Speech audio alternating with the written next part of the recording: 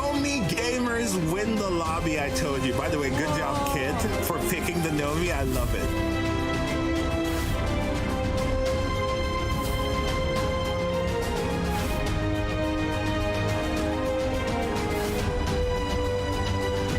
There is no mercy from Waterloo here. It is a complete massacre, flawless victory. He is your Lobby Legends Eternal Night champion.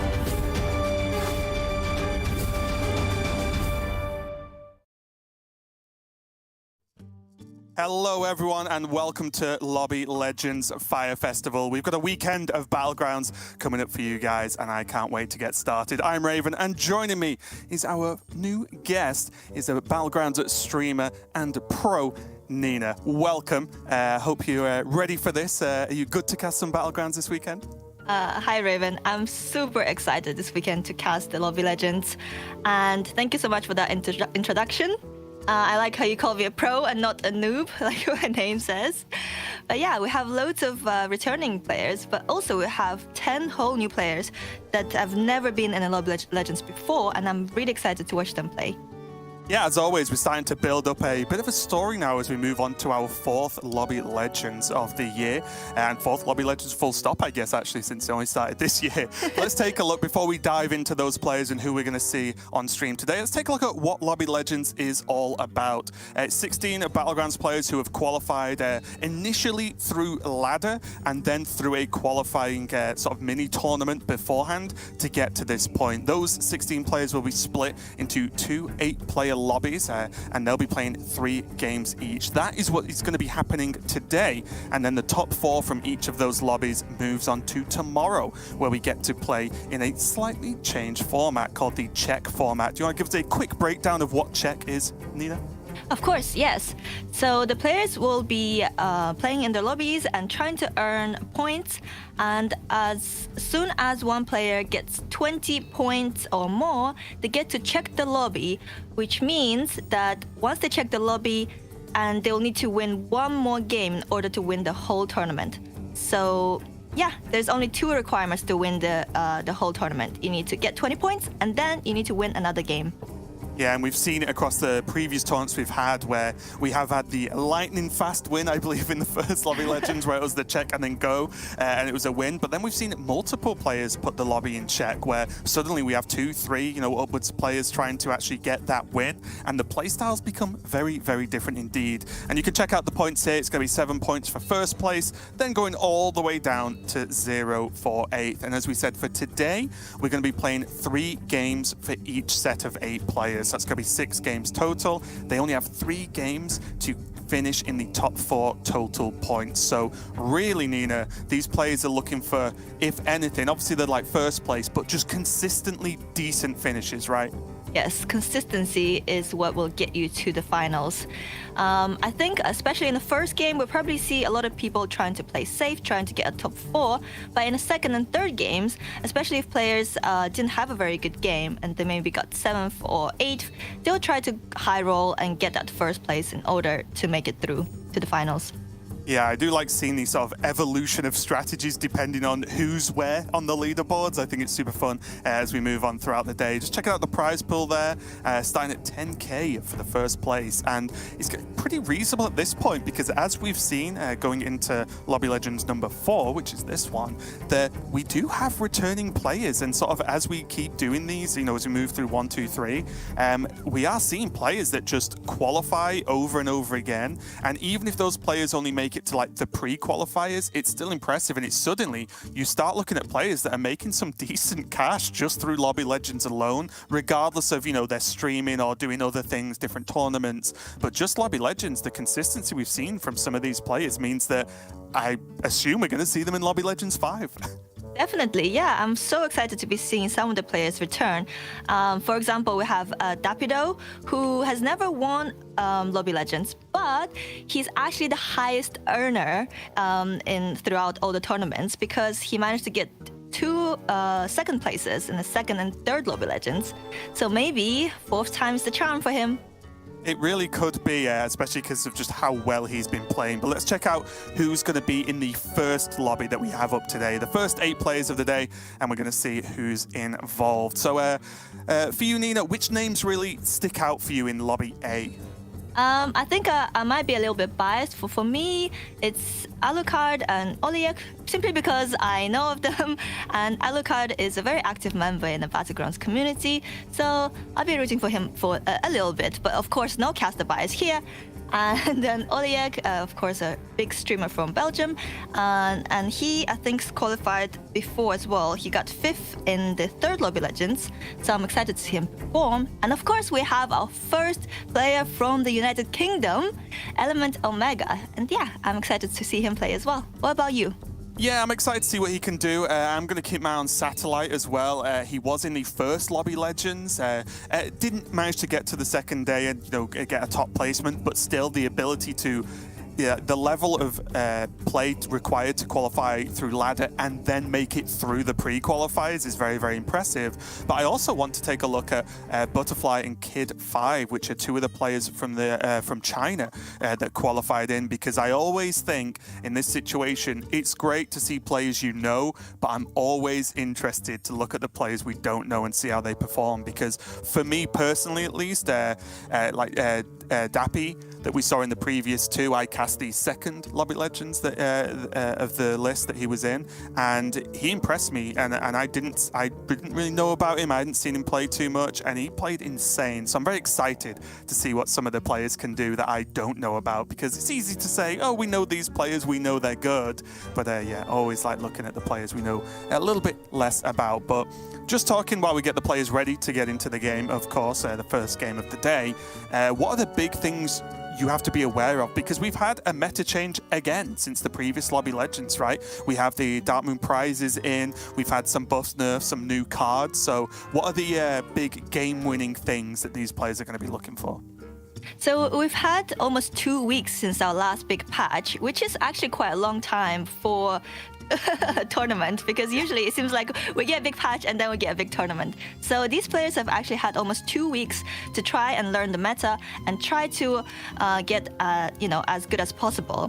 But at the moment, I think if Max and Beast are in, I think it's going to be who gets the first grease spot gets to win the lobby, and who gets the most grease spots. Maybe if you have like a test in the lobby and stealing everyone's grease spots, that's going to be the winner for me. But I'm really looking forward to seeing lobbies without Max and Beast, because those are like the wackiest ones, right? Where people try to high roll maybe Nagas or APM Pirates.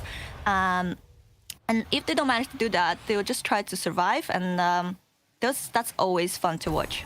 Okay, well, let's get into game number 1. We have the hero choices already. The players locking those choices in straight away, knowing what they wanted. But what are you making of this so far, at least just based on hero choice? Has anyone had a big loss here? Is anyone really ahead? Any of the key heroes in the game right now?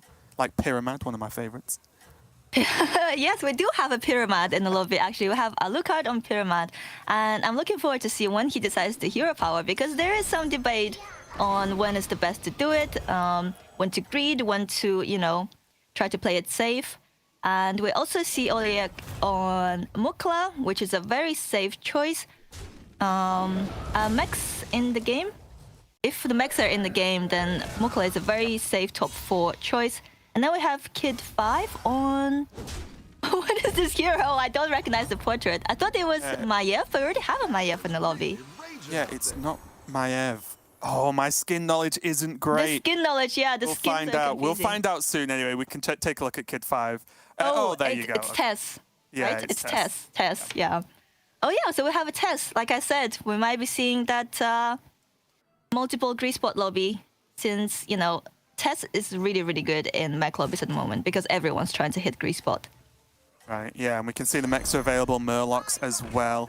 And we're going to see Tipper too, which is not something I see too often when I play. I feel like most people who go Tipper and try and push to make it work just die too early anyway, because they don't, they're floating a gold, right? Which is a huge thing. I think up until the point this card came out, all conversations about Battlegrounds turns are based around gold efficiency, right? And then you're purposely being inefficient with that card. So it's very interesting one.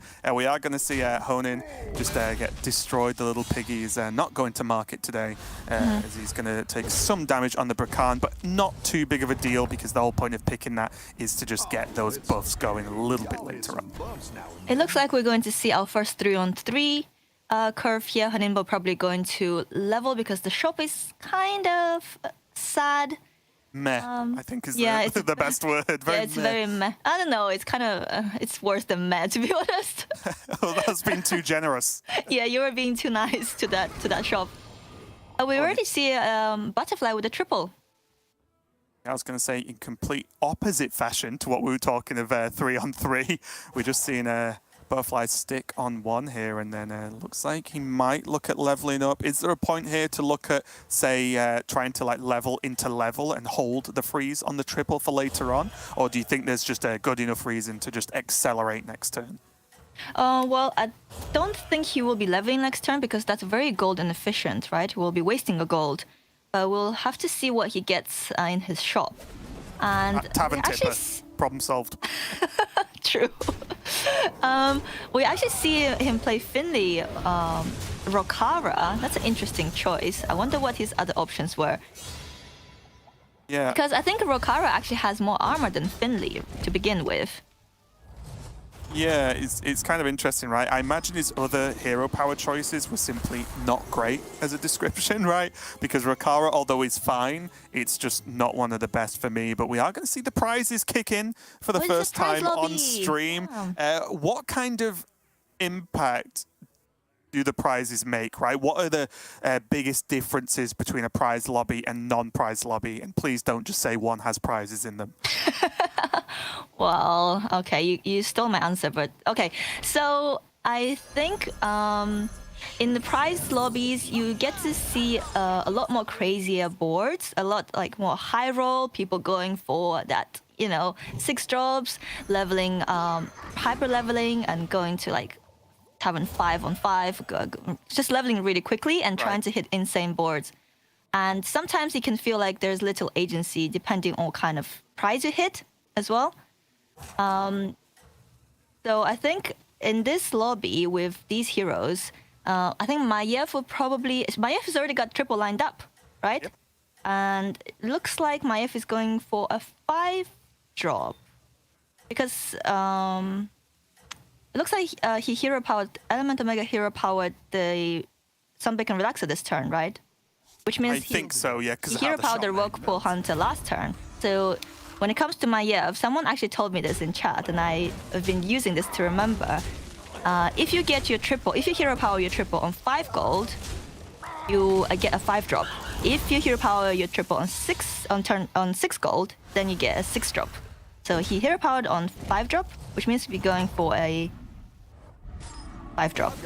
Okay, already mere minutes into game 1, and Nina's dropping the secret tech for everyone to get to remember, yeah. The little tips that are going to help out.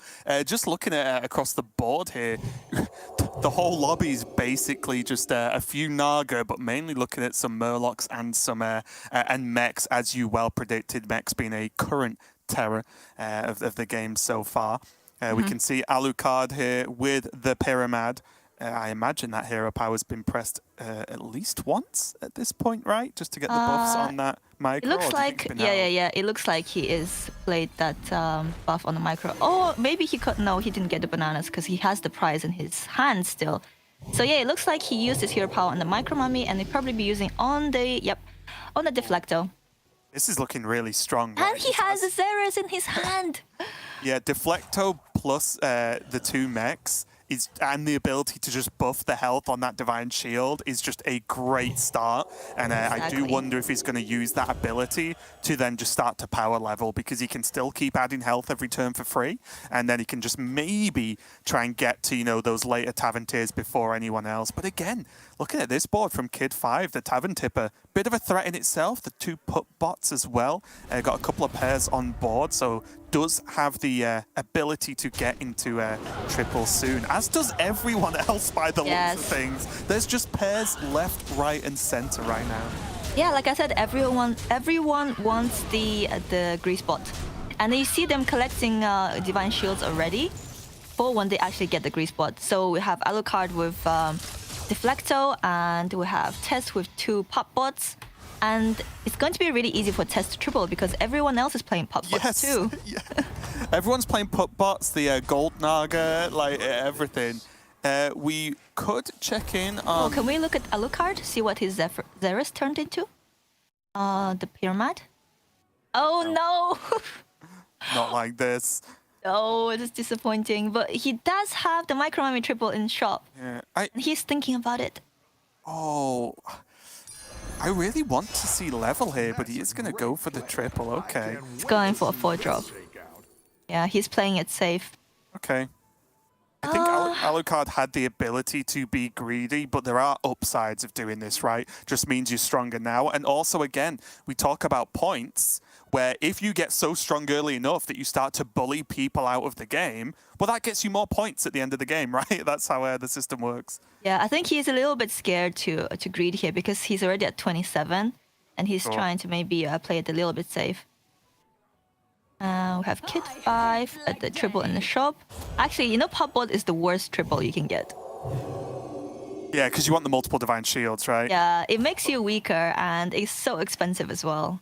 Yeah, I think Kid 5's in a great spot, though, because look how much gold he has in hand. Yeah, he has and loads of he's gold. playing Tess. Like, he can do what he wants. Yeah, he tripled Incredible. into a 4-drop as well. He tripled into a Peggy, which is interesting as well.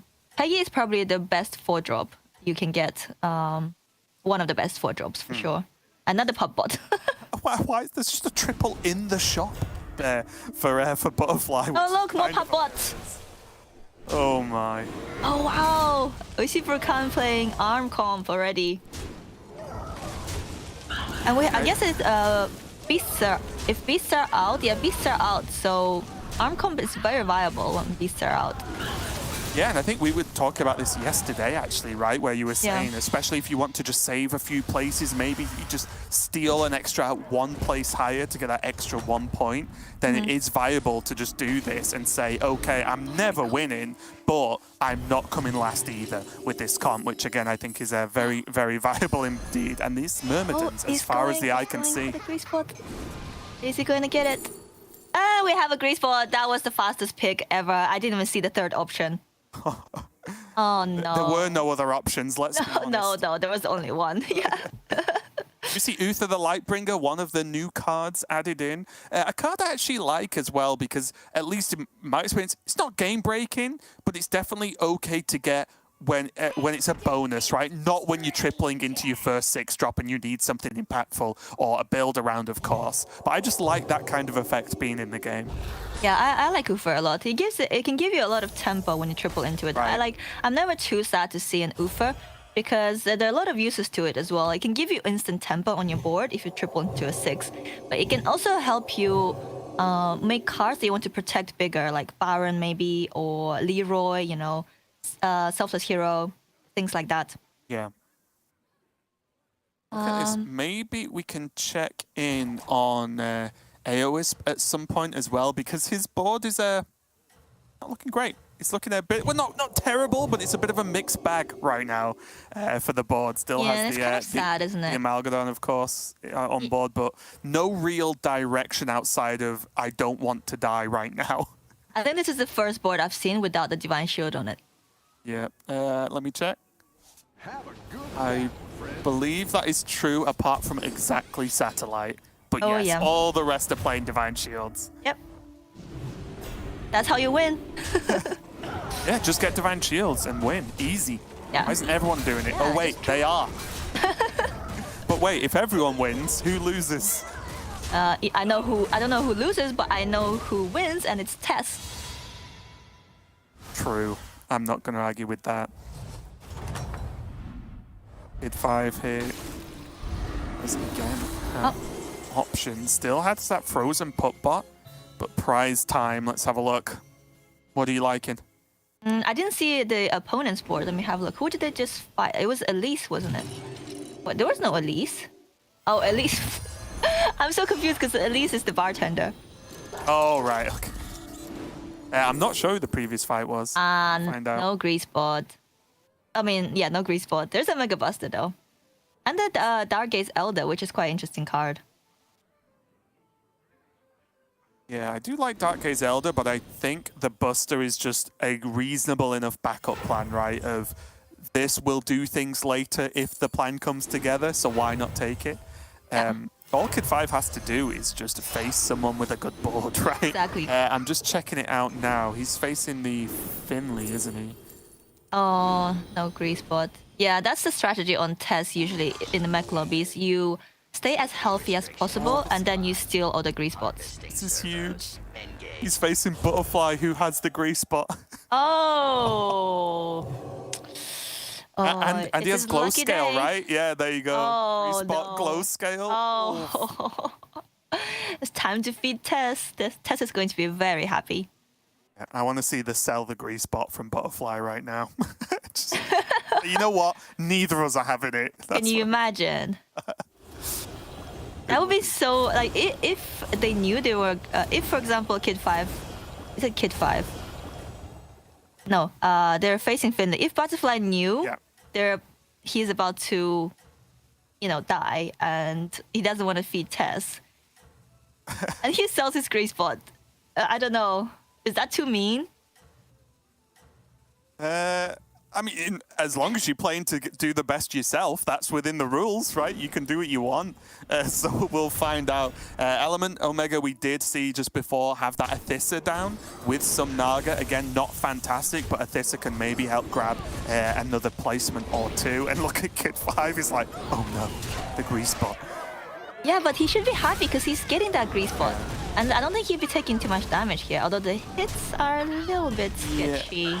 Oh, no. Okay, it's good. Yeah, it's no fine. damage. I think at the beginning he was worried that he would take a lot of damage and maybe it would be a little bit too late for the grease bot, but I think he's actually more than fine here. It's not too late. It's not too late. Oh, there it is. Oh, he's got two of them. Oh my. He saved his spell, and now he has two of them. And a pop bot if he wants it. This is beautiful. He picks up the glow scale, right? Even if it's just for this turn. I don't know if he wants to level. He wants to. Probably will take the glow scale. Yeah.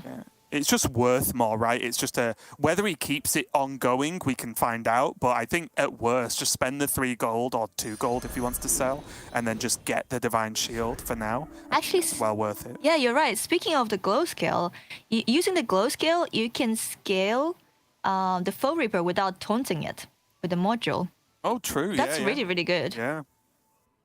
Oh, there's no shields. That's so sad. But I guess there's still a cap that's protecting Ios. Yeah, just the old 16 health is the best health amount in the game because you don't die. One thing though. Yeah, that's what we want to get to, right? So here, if you're AOISP at this point, right? He knows he's not getting the big comp, right? He knows he isn't doing it. But what are the comps that can make him survive? What is he actually going to try and build to just not be dead last in this game? He's going for Sephin and Poisons, it looks like, and Divine Shield and Tunnel Blaster in order to deal with all those Divine Shields. Right. I think that's his only option, and it looks like he's going for it.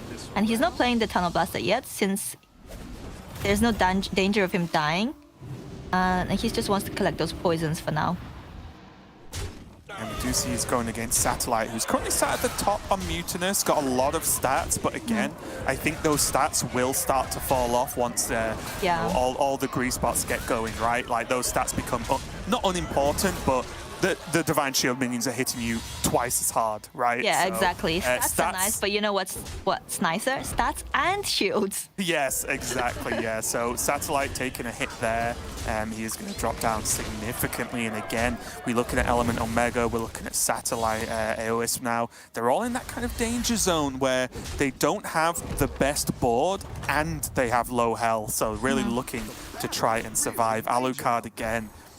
it looked like he was in a great position much earlier on in the game because he had those two mechs almost straight away, but just didn't come together. And again, it's another problem when everyone's going for more or less the same comp. Well, there's not enough minions to go around, right? So someone will probably fall off.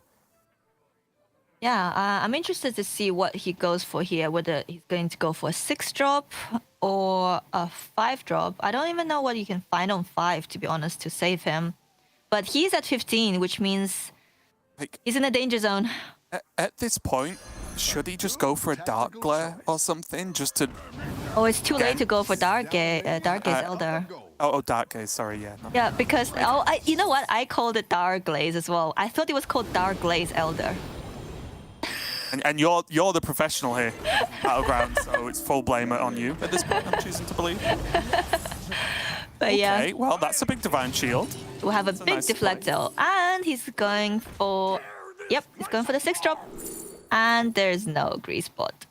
Oh, we have Uther, Uther. go! Yeah. Uther. That's what I like so much about Uther. If ooh. Uther's your worst pick, you just go for it.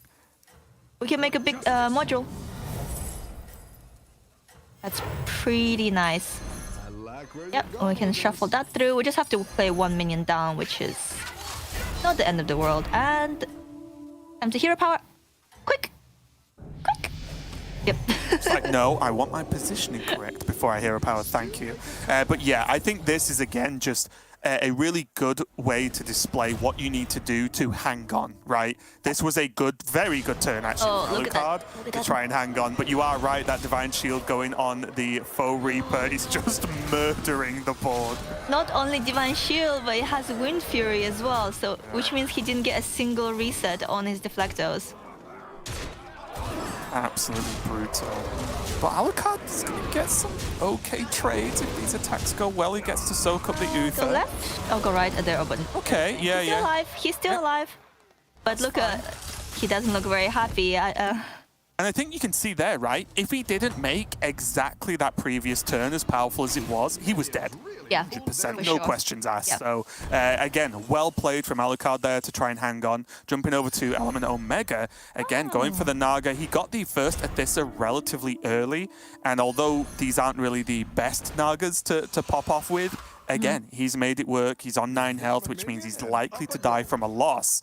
But this is where things get spicy, right? You know, where there's multiple players in the danger zone, and suddenly anyone can get knocked out. Once you're in the danger zone, you have to play as strong as possible every single turn to survive. And, oh, look at this disgusting board.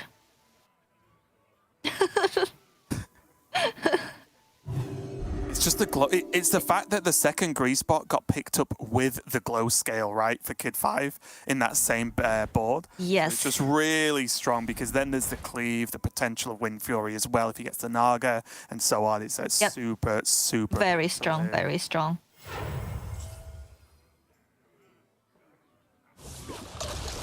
Oh. Mutinous, it does not look good for Mutinous, I'm not going to lie to you. It looks...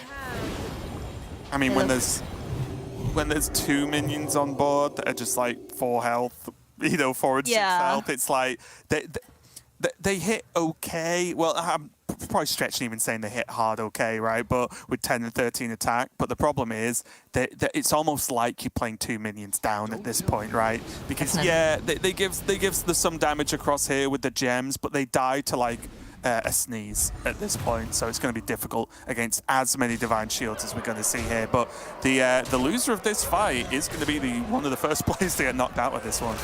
Oh yeah, it does look like it, and that's why it was kind of unfortunate that when he used his... Oh no! Oh, it looks like Satellite is out. The mechs aren't anywhere big enough. No, wait. Oh. Wait. Are you saying there's a chance? It's a tie! Oh, it's a tie! That is huge, and now we get to see very quickly. We have our first death. And I think it's Oliek on Mukla. Yeah, I believe that is the case. And what a shock the player on 14, which again isn't that high, is the player who gets knocked out first. The two, like, 3, 8 health sticking around somehow. And again, for those players, it's a huge victory because that's the difference between 0 points and 1 point at a minimum, right? So huge deal. And now treasures are going to kick in. Did you see that pick? That was so fast. It was a really weird discover for the prizes as well because I only saw one option. Yeah, I was supposed to show you 3, but I only saw 1. Broken, right? Yeah. What was that? Divine Shield? Oh, thanks. Don't even show me the other 2. Oh, and now we see the anti-grease bot build from IOSP. He's just gone for Tunnel Blaster, Divine Shield, and Poisons. But is that going to be enough to beat double grease bot player? Yeah, can't really pick. Oh, wait, sorry, I thought there was 2 Mantids on board. Yes, he can definitely pick that Mantid. Perfect. I love that prize. It just feels like you get so much free stuff. Yeah, it's just like, have your choice, go shopping and have more money, basically. Here's my credit card, go wild. It's basically what that prize is. This is very nice. But I don't know if it's going to be enough for him to survive because now that Oleg is dead, we actually have no cap to protect the players anymore. Yeah, this is very brutal. And Alucard now, again, has done a good job of building something out of nothing. He is going up against Honingbo, though, and Honingbo has a, what's this at the moment? 4,609 Divine Shield Taunted Pup bot and the Grease bot as well. So got a bit of poison on the back end as well. There we go. So we'll see how this goes. This is one of those boards where I never really know how to call it because there's a Leroy on one side, there's some poison on this side, and then just a huge doggo. So it's called the poison scam, I think. Yeah. Rakan Splash is nice. Yeah. Straight into the biggest minion. And that is why you don't want just one big taunted minion, because Leroy exists. Yep. And poison kick out does get the Zeph into proc on the additional Murloc with a good hit. But this is not looking like it's going to be good enough here. There's plenty of change after this fight. This is a definitive win for Alucard, but I don't think it's going to be enough to knock Honingbo out. No, just the big win that... I mean, it's just not a surprise. I'm shocked. I'm absolutely shocked. Are you? Just a casual 36, why not? Makes sense in this lobby, though. So we do see Element Omega with the Naga get defeated in that last fight. Pretty brutal overall. Look at Satellite, though, again with the Mutinous. And look at this board.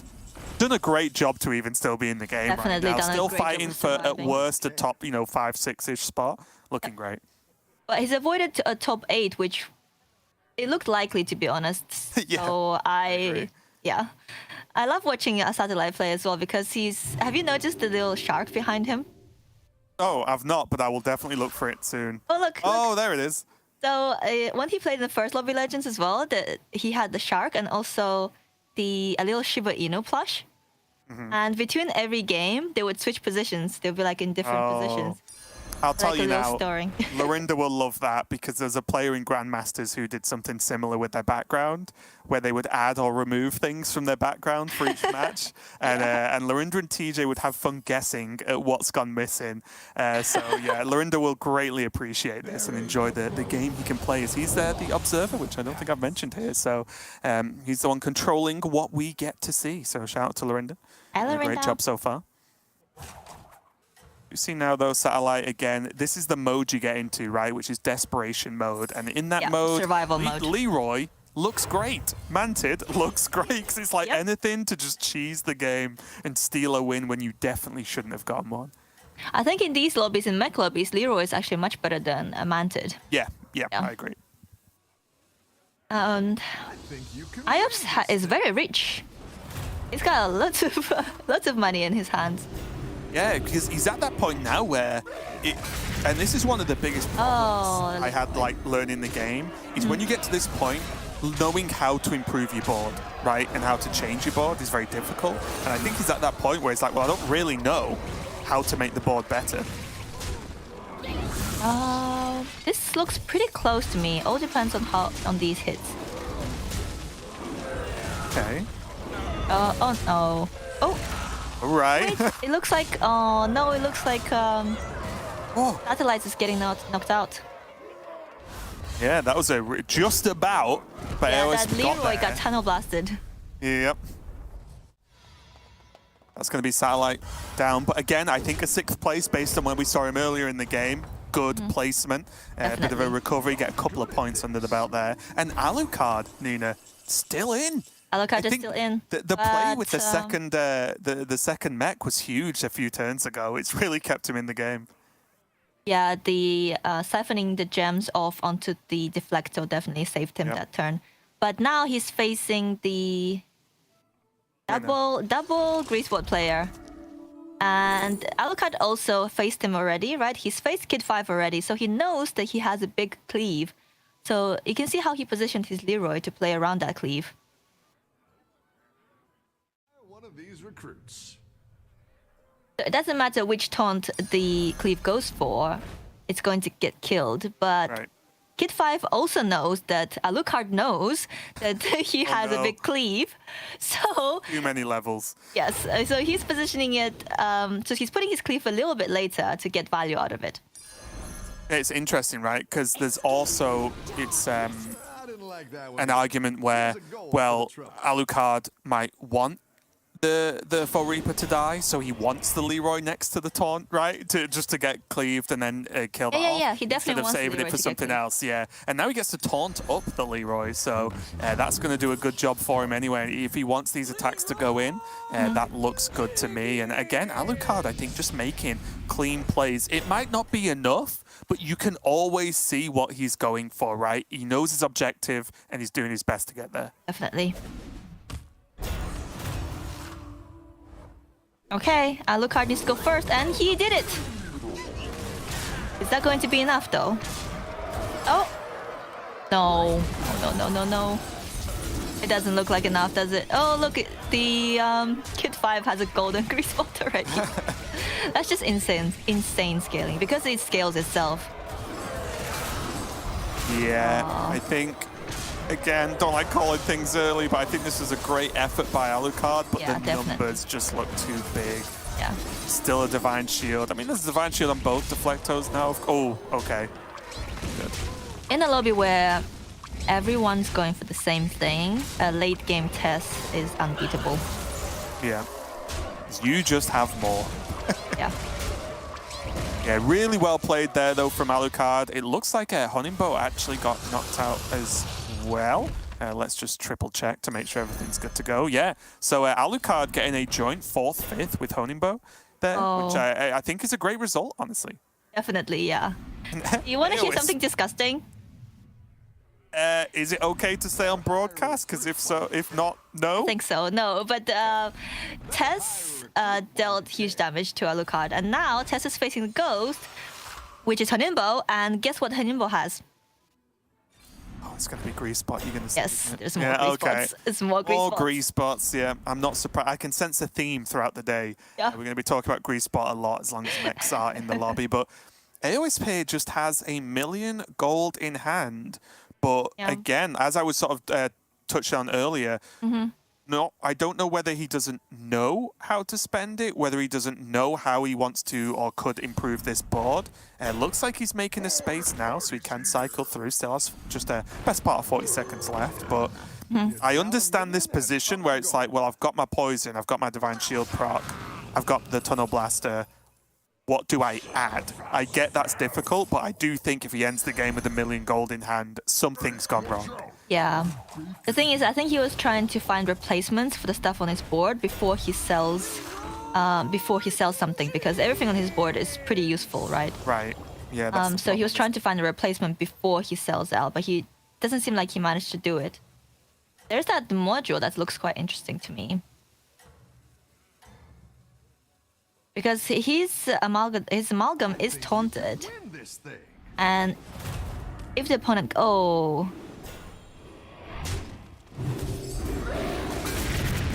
we have another Greasebot player. Greasebot double mackerel and a giant cleave. Oh, the Divine Shields just never end. And the worst part is, look how strong this is when you realize Aowisp had as much counter tech as he possibly could, and it just did not matter in any way, shape, or form. So really, really big hit there for Butterfly, knocking out Aowisp. And it's going to come down to Kid 5 versus Butterfly here. Both players have the big mechs, but again, I think Kid 5s are just bigger. I mean, one has 4 grease boards, another one has 1 grease board.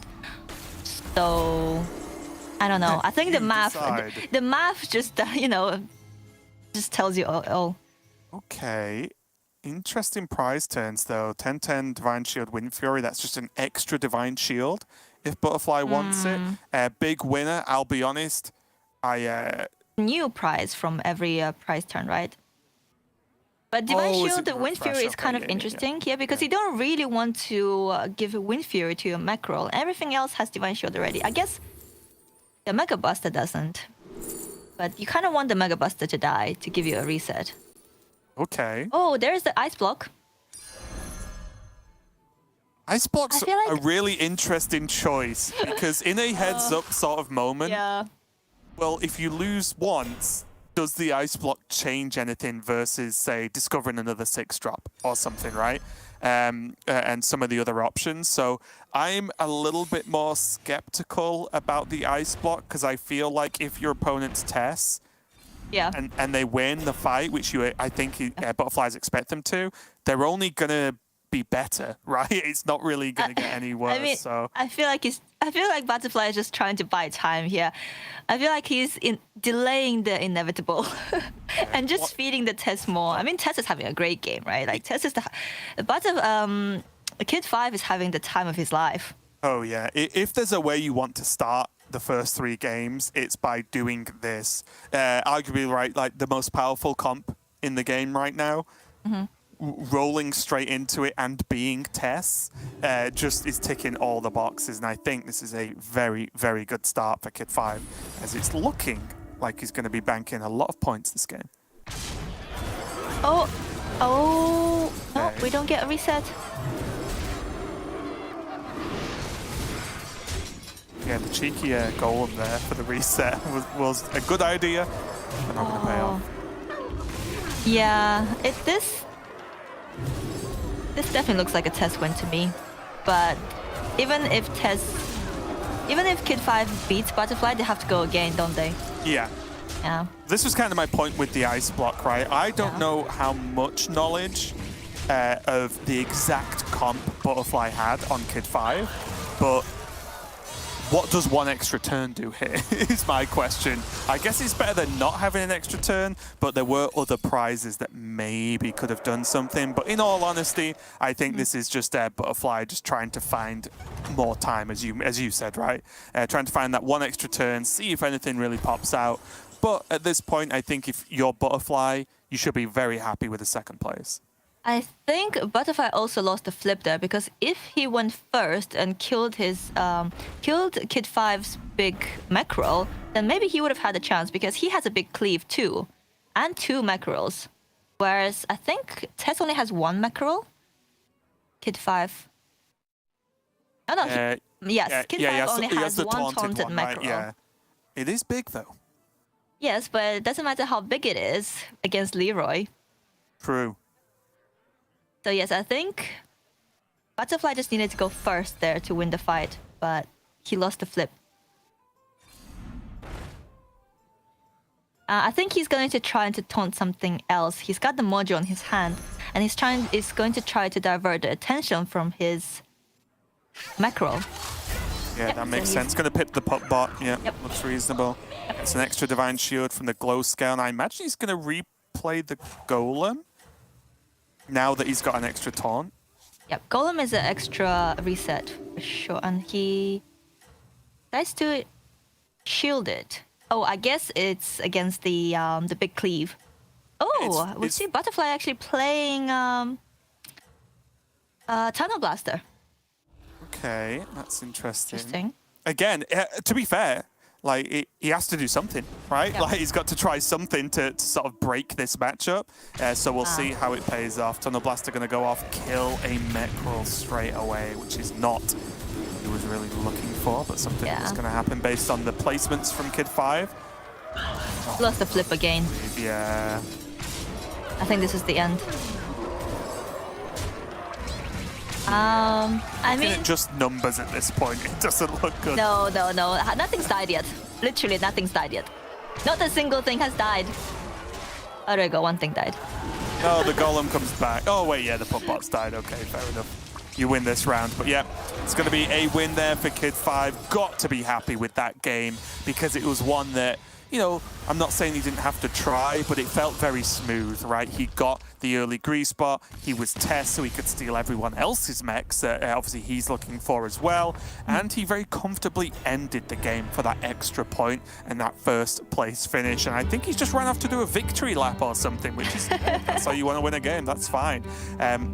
But a really crazy game one. We saw something I think we will see throughout the weekend when mechs are involved, where mechs do feel like the central minion type right now if they're in any given game, right? Definitely.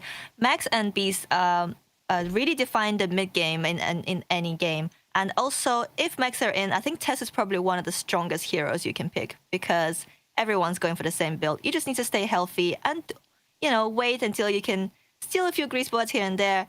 And this is what Kid 5 did here with great success.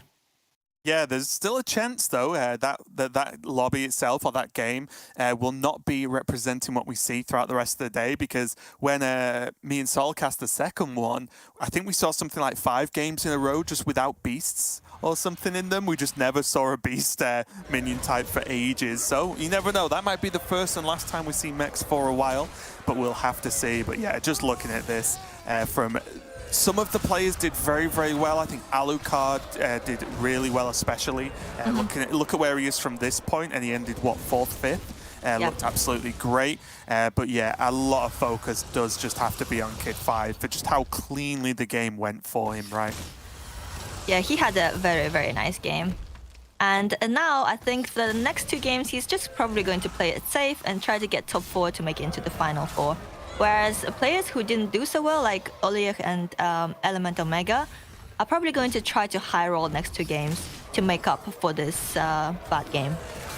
Yeah, and there's a couple of ways to do that, right? Whether it's through a specific hero choice or whether it's through how you actually approach the game turn by turn, right?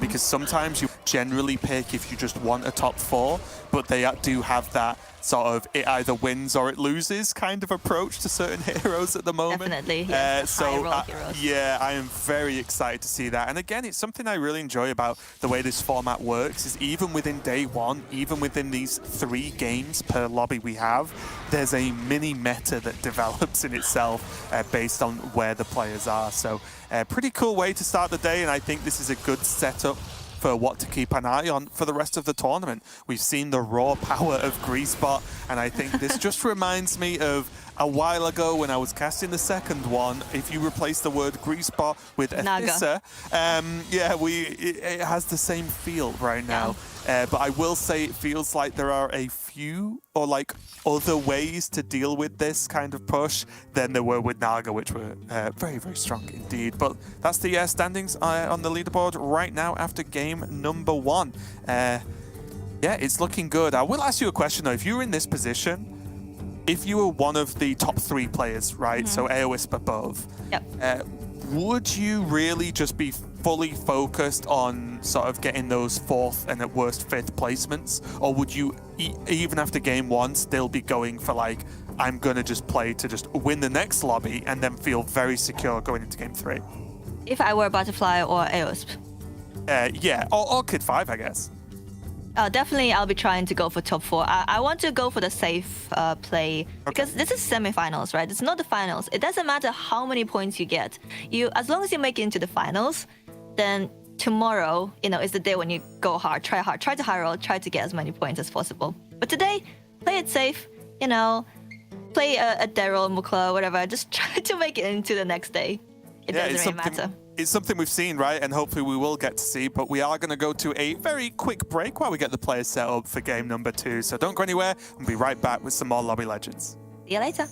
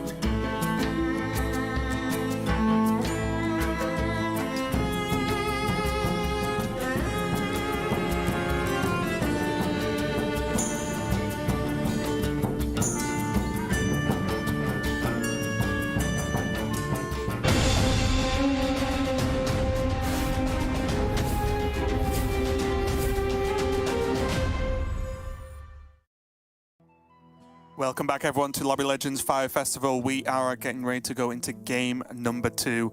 In game 1, we did see the mechs dominate, which will probably be the case going forward if mechs are in, but mechs don't have to be in there. Same with prizes as well, right, Nina? I think right now, there's a lot of variance in what kind of lobby you get into with all the different minion types and the ability to get the prizes or not. Yes, definitely. I am looking forward to seeing some mechless lobbies and see what the players come up with. Because I think in every mech lobby, we're going to see pretty much the same build at the end. Yeah, if they can get hold of the grease spots, that's going to be the big one we will have to see. But already we've seen, of course, after game number 1, it means one player's sitting at the top there, Kid 5, with those 7 points. But there are a lot of players at the bottom there that need a good result, because I think going into game 2, whilst it's always possible for crazy things to happen in the last game with points if there's certain placements happen with certain players, I think going into game 2 now, the players near the bottom will know the work they have to put in, right? They know they have to at least get a few points to give them just any reasonable chance at finishing in that top 4. But we have seen previous lobbies where players are actually, there's a clear winner or two, a clear bottom place or two, but then the middle is squished together, which suddenly a single point above your opponent can actually just get you top 4 instead of someone else, right? So very, very interesting stuff. We'll see how it looks after game number 2, but we are about to dive right in. Talk to me about some of these heroes, Nina. Okay, so we see Alucard having to choose between Galakrond, Rakara, Scabs, and Greybow. And of course, Scabs is our another hero that can steal your opponent's minions. And mechs are in again. Yep. But Alucard decides to go for Rakara, definitely one of the safer options. And Rakara is actually really great with mechs in as well, especially if you get early pop bot. And there it is. There's the pop bot. Yeah. It's looking pretty good. We do see AoE on AFK. How is AFK right now, Nina, at this point? Because AFK has definitely had its ups and downs in being strong or not in certain metas. But how's she looking right now? I think AFK depends a lot on the minion types that are in the game. So we see that Quillboars and mechs are in a game, and they have the best tier 3 minions. We have Deflecto, we have a Sensei, Menace for mechs, and pretty much every single tier 3 Quillboar is really, really good. Right. So I like the AFK pick here. Okay, and we do see that the Finley is actually Omu. Hero power from Oliek as well. So again, Omu, one that's been kind of consistently strong, just being able to get that extra gold. We've got a good actual mix of heroes and some pretty crazy potential plans going forward. But Oliek again with the pig, looking like he might want to do some power leveling there. Oh, we have Kid 5 on Maiev, actually a high roll hero. This is a prizes lobby, isn't it? Yeah. Yep. And we have Kid 5 on Maiev, another high roll hero. Maybe he's trying to get for a double win here. Yeah, I mean, that would be huge. We've seen it, I think, before where, you know, not necessarily a first place, but like first and third or first and second. And then you're almost, I think you almost are just locked in then, even as long as nothing too crazy happens going into game 3. So if Kid 5 does it again, we're almost certainly looking at a player who's making it to tomorrow. If Kid 5 does it again, the third game he can do whatever he wants. He can meme, he can concede, he can play leapers, he can do literally anything. Hey, leapers is the best thing to do in any situation, okay? It is the best comp. But let's look at these AFK discovers. These are going to be huge. Oh. By the sounds of it, Nina does not think these are huge. These are kind of like a deflating balloon, you know. Oh, it's we do have a Deflecto, but there's no Sensei to buff it, and there's no double Deflecto. There's no Menace to go with it. I'm kind of sad. It's good to get some minions in play. Yeah, at least at this point, for this one turn, even though it's not great, Aowisp just has decent stats, right? He's got decent statted minions. The Divine Shield's going to be nice with those gems. So at least he will be able to fight the next turn or so, whilst catching up on levels or whatever he wants to do. So at least it's something, but as you can probably tell, I'm definitely a look on the bright side of things kind of person, and not just, these discovers suck. Yeah, one of us has to be that. True. Yeah, you have did a great job of replacing Sottle in my life right now. I'm just a realist. And I hoped for better. I hoped for better from AFK. Just wasn't to be. No. Oliak fighting the mechs and maybe losing actually to the Eudora. Again, Eudora, a hero that can definitely sink or swim depending on the outcomes of those hero powers. Yeah, it'd be interesting to see what kind of curve Eudora goes for and what her golden minion is going to be. We have seen Butterfly here on Gelwing as well. Another hero that's had very different ways to play it depending on metas. When do you go for level? Do you just discover every single time now at this point? I know that's something players were discussing a little bit of a while ago. Is it just discover every time just for more stuff, more money and so on? With Gelwing, usually you want to go 3-on-3 and utilize his hero power to the max of your ability. But during the body meta, actually, there was another curve that a player from Italy came up with, Dami Dema. And then that one, I think it was hero power, the second option, and then you go for the leveling one, which allows you to go to tier 5 pretty quickly, or tier 6. I don't remember exactly, but that curve is now gone. I think now you just go for the discover every time. Right. Here as well, this is Element Omega. Didn't have the best game in game number 1, and now going to be on the Yasharaj, going pretty wide on the board here and going to be able to push okay damage, but I think most importantly, just a solid base to even considering starting pushing those levels out. Yeah, Yashara is definitely one of those heroes where you're trying to high roll as well and utilize your hero power in order to hyper level. And we have Alucard with 2 triples available to him. This is the problem I have. When I'm in this kind of situation, I'm like, okay, these are too many choices now. I don't know what to do, so I'll just lose, is normally what happens to me. I mean, there's only one option. You just go for the triples. Yeah, but in what order? When do you go for them? How much do you level? It's too many things to think about. If there was 1 triple, I could condense it down a little bit more, but with 2... You could decide to go for 1 5 drop and 1 6 drop, depending on how the fights go, because he's still scaling with his Tavern Tipper. Yeah, that is true, actually. And his hero power as well. Yeah, Divine Shield on the put bot has started to stack up with the Rakara hero power. The Tipper's fine. I think Alucard would be very happy with draws in the next few fights, right? Just as long as he just doesn't take damage. He doesn't really care about winning, although it's a nice bonus. But really, all Alucard wants with this board is just some time to really get there. Because we've seen already today the impact a good triple into 6 can make into a game. Exactly. Agree spot. You mean agree spot? That's the only 6 drop, right? Yes. Okay. I mean, it's hard to disagree based on game 1. Look, And don't diss Uther. he manages to get a draw, which is very good news for him and for Maiev as well, Kid 5. The battle is really raging out there. We're gonna go for I level think- freeze again. I like it. I think he might decide to go for 2 6 drops, you know? I mean, he's got all the health in the world, right? If there's something Alucard has right now, it's time. He's still buffing the Tipper, which is going to help a lot, because with that 1 gold, there's nothing else he was really going to do unless he wanted to sell by that turn. But I like the greed, honestly. He's taken no damage. I like the Why greed. not? Yeah. Alucard is a very greedy player from what I know. He always, you see him in, sometimes I play against him on ladder, back when I used to play on the NA server. And it's always like, he's losing, and then he's not very scary, and then you face him 1 turn, and he's got an insane board. It's like, how did you even get that? Yeah, you beat him, and then he deals 50 damage to you, and you're like, what's just happened? It's like, I think it's actually impossible to deal 50 damage. I think the maximum, not for Alucard. 48. He gets that 2 extra damage out somewhere, slips Bob some gold, and he makes it happen. Here, though, for AOS, I would say it looks like he's recovered from the tough discover, right? He's ended up getting out of the Terragosa, which was expected, but now double deflector with the Death Rattles too. Double deflector is very nice. But it would be nice to have some scaling. Yeah. You can turn this around. Not bad as well to have the taunt, right? Just to sort of ensure the deflector, or almost ensure the deflector gets to go regain the divine shield.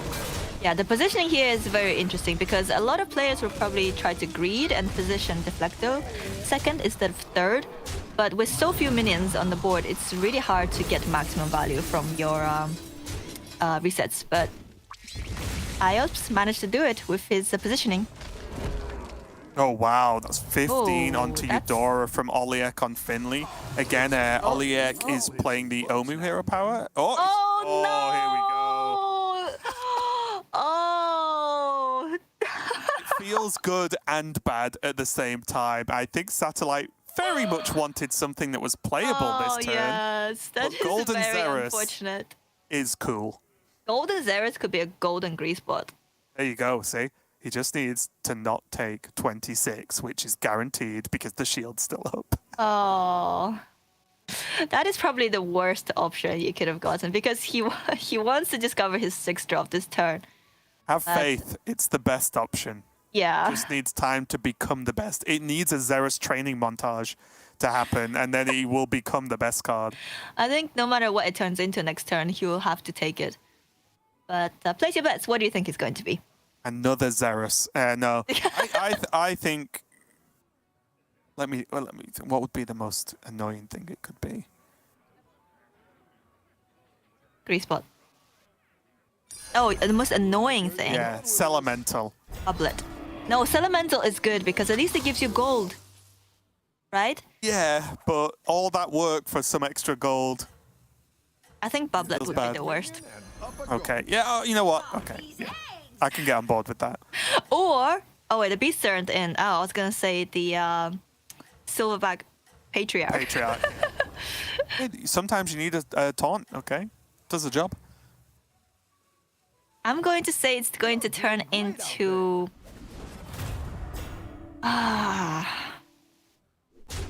Oh, I don't know. Don't think that's a card. Golden Eye. A golden Pumbaa. Okay. That is also not great, to be fair. No.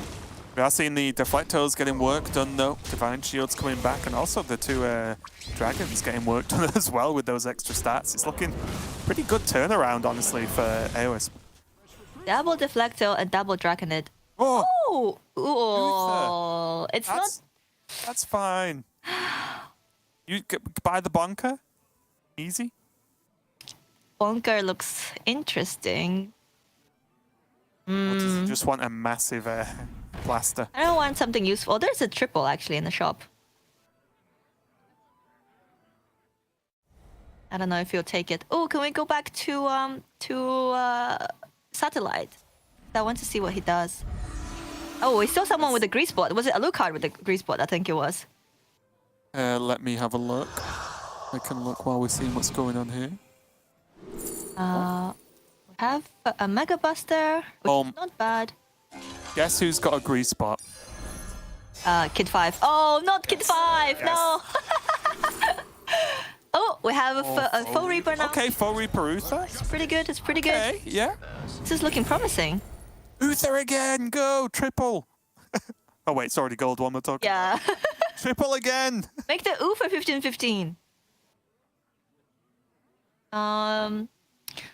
This is weird because I don't know what he wants to buff here. He might just not Just hold. just hold, yeah. Yeah, I think with a 30-30 Foe Reaper, Oh, it's 30-30, the golden one? yeah, he is on 11 health, which is very scary, but I think if he plays this, he's he's just going trying to to play it. survive. Yeah, because there's no cap for him. Okay. And Okay. Kid 5 already has a grease spot. Yep. Good battle, friend. I think it's probably, Alucard has one, Kid 5 has one. Oh my days, it's 4 divine shields already. That is a big Foe Reaper, though. Yeah, I think Kid 5, Satellite is definitely fine this turn. But the problem for him is that he doesn't have any scaling, whereas for Kid 5, he's scaling every single turn. Right. He's going to take He's gonna take a lot of damage. a billion Oh. damage. Well, 15. 15, yes. That's a billion right Yeah, now. it's It's pretty much literally the billion, maximum, yeah. billion. The what basically everyone in the lobby, apart from Kid 5, wants to happen now, is that Kid 5 just doesn't scale fast enough and just gets like smacked two more times, right? And that's just not gets, gonna happen. Like, very quickly knocked out. It's definitely not going to happen, but it's what they want to happen. Yeah, definitely, yeah. But there's still a cap, and he's at 16, so there's no danger of him getting knocked out at all. Oh, that gem splitter looks interesting to me. What do you think of it?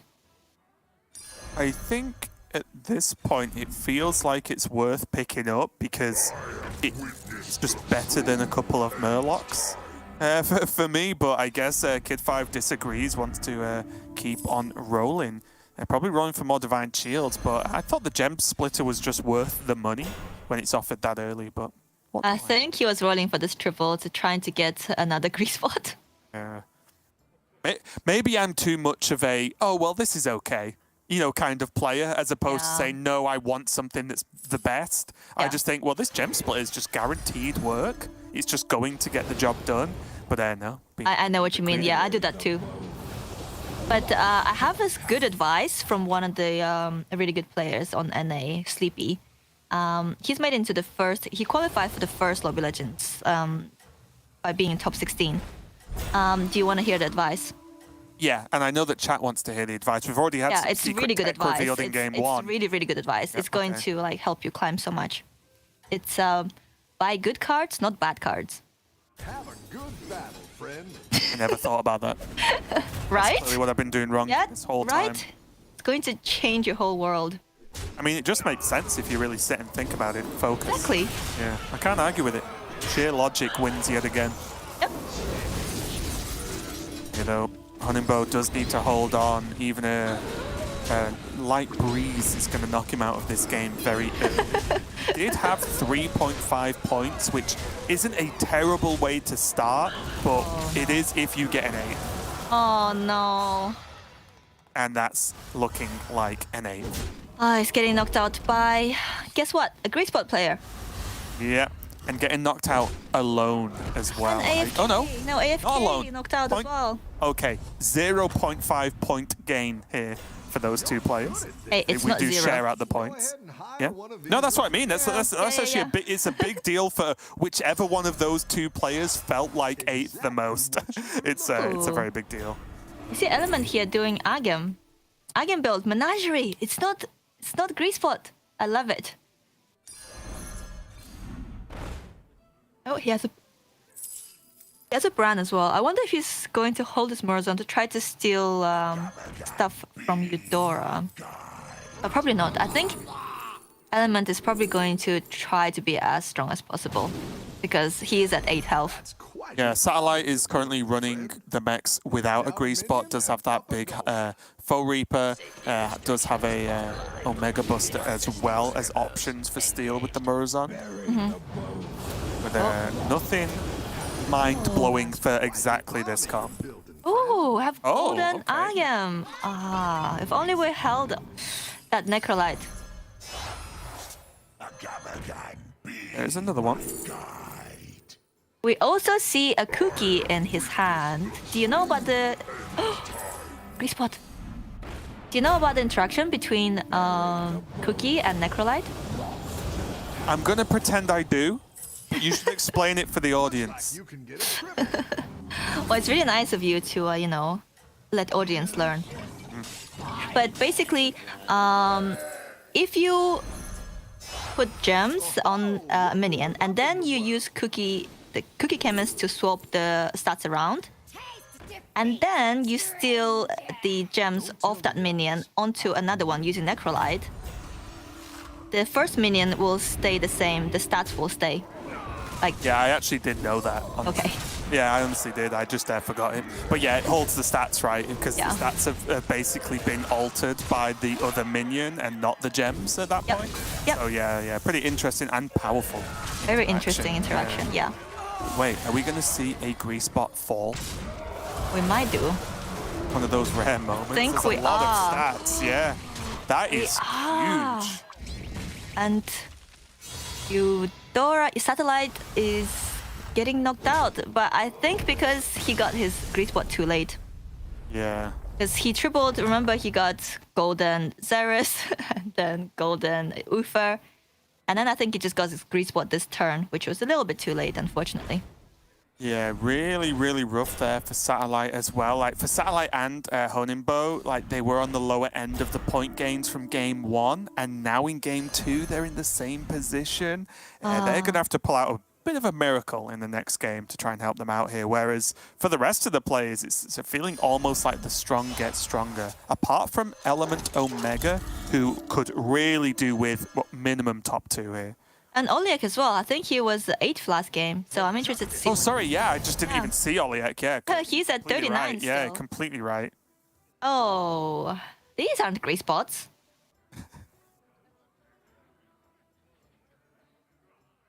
But This is a Charlie Pumba board with some poison thrown in. yeah, this is just stuff. Yeah, literally. It's just grab some stuff that does stuff. Yeah. But again, with the amount of health he has, as long as he doesn't get completely blitzed in like the next fight or so, he can probably feel confident to like try and outlast a couple of players and just maybe just go for that sort of top 3. Because I don't think this is going to be a winning build. No. But it could be a top 3 if he manages to just hang on. He does have like best part of 40 health right now. He is against the Golden Iron player though. And he has pretty much he has one big minion that has a Leroy and a Mantid. So... Believe. And no he has no taunts. So that Foe Reaper is going to have a field day, I think. Oh, he killed the poison. Okay. Oh, okay. That's the shield off as well with the little block. That's not terrible. Yeah, it's pretty good. Deflecto's big. Deflecto is huge. Deflecto is saving him for sure. He can actually tie here. Yeah, I can still tie. Go a little bit right. Still tie. Oh. And they went a lot have a right. tie. Yeah, that was perfect. More health saved for Oliek here. Again, don't think he has that winning comp, but oh! Oh no! Kid 5 got knocked out. Yeah, Oh. the keeper of grease spots himself actually went out as a 5th. Another grease spot player gets knocked out. Are we actually going to see a non-grease spot win? I'm just checking now. Butterfly, yeah, doesn't have grease spot. Oliek doesn't. Alucard has them. And Element Omega does not. Yeah, so just Alucard. There's always one who ruins it. And look at the stats suddenly stacking up here. Like, they're starting to get there. It's a little bit late, but maybe because no one else alive in the game has popped off either, and it's still early enough, right? I mean, he has a mackerel, and he has a giant pop bot. Did you see how big that pop bot was? From Alucard? Yeah. It was 60-30, wasn't it? It was huge. Yeah. That's a golden dog. So Element Omega sold his brand in order to be as strong as possible and beat his previous opponent. But now he's not going to get as much value from his Thorncaller. But it's always, you have to play the balance between greed and survival, don't you? And I think he made the right choice for sure. And I was going to ask as well, well, maybe this turn depend on this Discover, but is this the kind of scenario where you stop pressing the hero power as Yasharaj and try and just make the most sort of consistent full board? I don't really. Oh, there's a brand. No, yeah, he decides not to press the hero power. Yeah, because what else can you really get from 5 except Leroy that would be useful? Exactly. And that's the tricky thing, right? I think it's tough to just know the exact moment you're supposed to stop using it and actually start building up a board, especially if it's a scaling board, right? If you keep pressing that hero power, well, that's not really going to be involved in that scaling process. So I do like the change here into the double forward. Oh, we have a double Leroy player. I don't know. Stats don't look like there's enough. No, it doesn't look like enough to me. No. Oh, the stats actually managed to win this game. This turn from Butterfly, because we have no poisons because there's no Murlocs. The only poison is Mantid. This is huge as well. Butterfly was 2nd place game 1. And now, at worst, he's going to be third, which is an additional 5 points. This is a great run so far for Butterfly. Kind of like, even though he was never really going to get first in the game one, just quietly getting there again, right? And this is exactly what you want to see. And Oleg as well. He's managed to turn his, he didn't let the first game phase him, you know, he got 8th, that's alright. Dust off, play another game, and now he is in the top 3, which means he's guaranteed at least 5 points.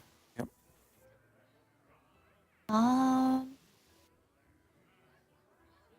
Another one of those Alucard situations. is looking at here, because usually before Leroy was a thing, you would want to taunt up one of your back rolls, right? To get infinite resets. But now, that seems like a very bad idea. So maybe he's looking at something else, at that Tunnel Blaster maybe? Yeah, Tunnel Blaster will get rid of the Leroys. That's true, yeah. Speaking of just the Leroys, both players did have them as well, as in both of his opponents have 1 and 2 Leroys. So it's, and I'm pretty sure he should be aware of that, so definitely we'll have to look at what needs to be done. But looks like his board's not really going to change for this turn. He's going to hold on to that Morozond and see what happens next turn. That's very greedy, I think. Maybe he decided the Tunnel Blaster won't be so good because this is a Quillbore game, so it's really easy to buff the Leroys out of the Tunnel Blaster range. Right. Oh, he He's going to decides sell to out? play it. Okay. Ooh. Oof. Oh, he does decide to taunt it. Oh. But got a micro mummy for his trouble. Not really what you're after. This is a little bit sketchy to me, especially knowing what Butterfly has. Yeah, I think Alucard was just in a tough spot. Like we were saying, not doing anything wasn't good enough. He tried to do something, it didn't work, but was just leaving his board as it was, ever really giving him better odds? I don't think so. Really tricky spot. Yeah, I think he might still be okay. I mean, the puck bot's huge. Still. Yeah. He's definitely fine, yeah. Yeah, okay. But Butterfly has so much HP to work with, so he's not really scared. Yeah, and still a good amount of gold in hand as well to cycle through next turn if needed. And now Oliek does not have the luxury of facing the ghost this turn. He's going to have to make something work.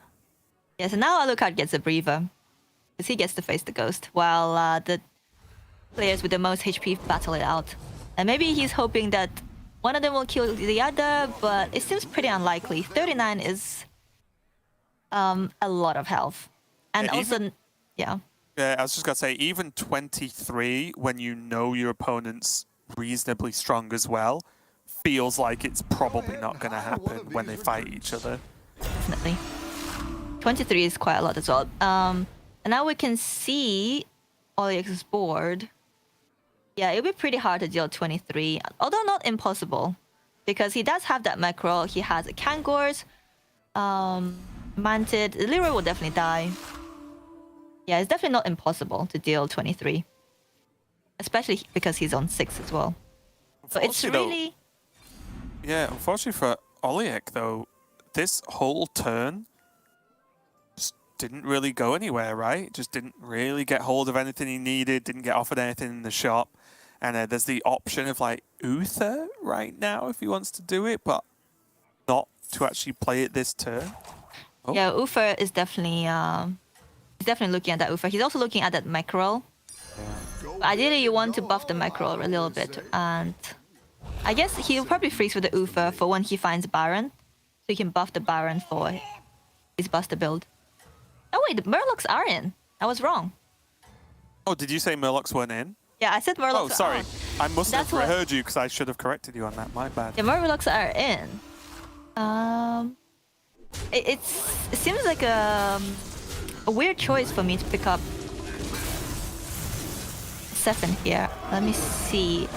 Against Max, Sefin is very questionable, but maybe the other player... No, the other player is Divine Shields too.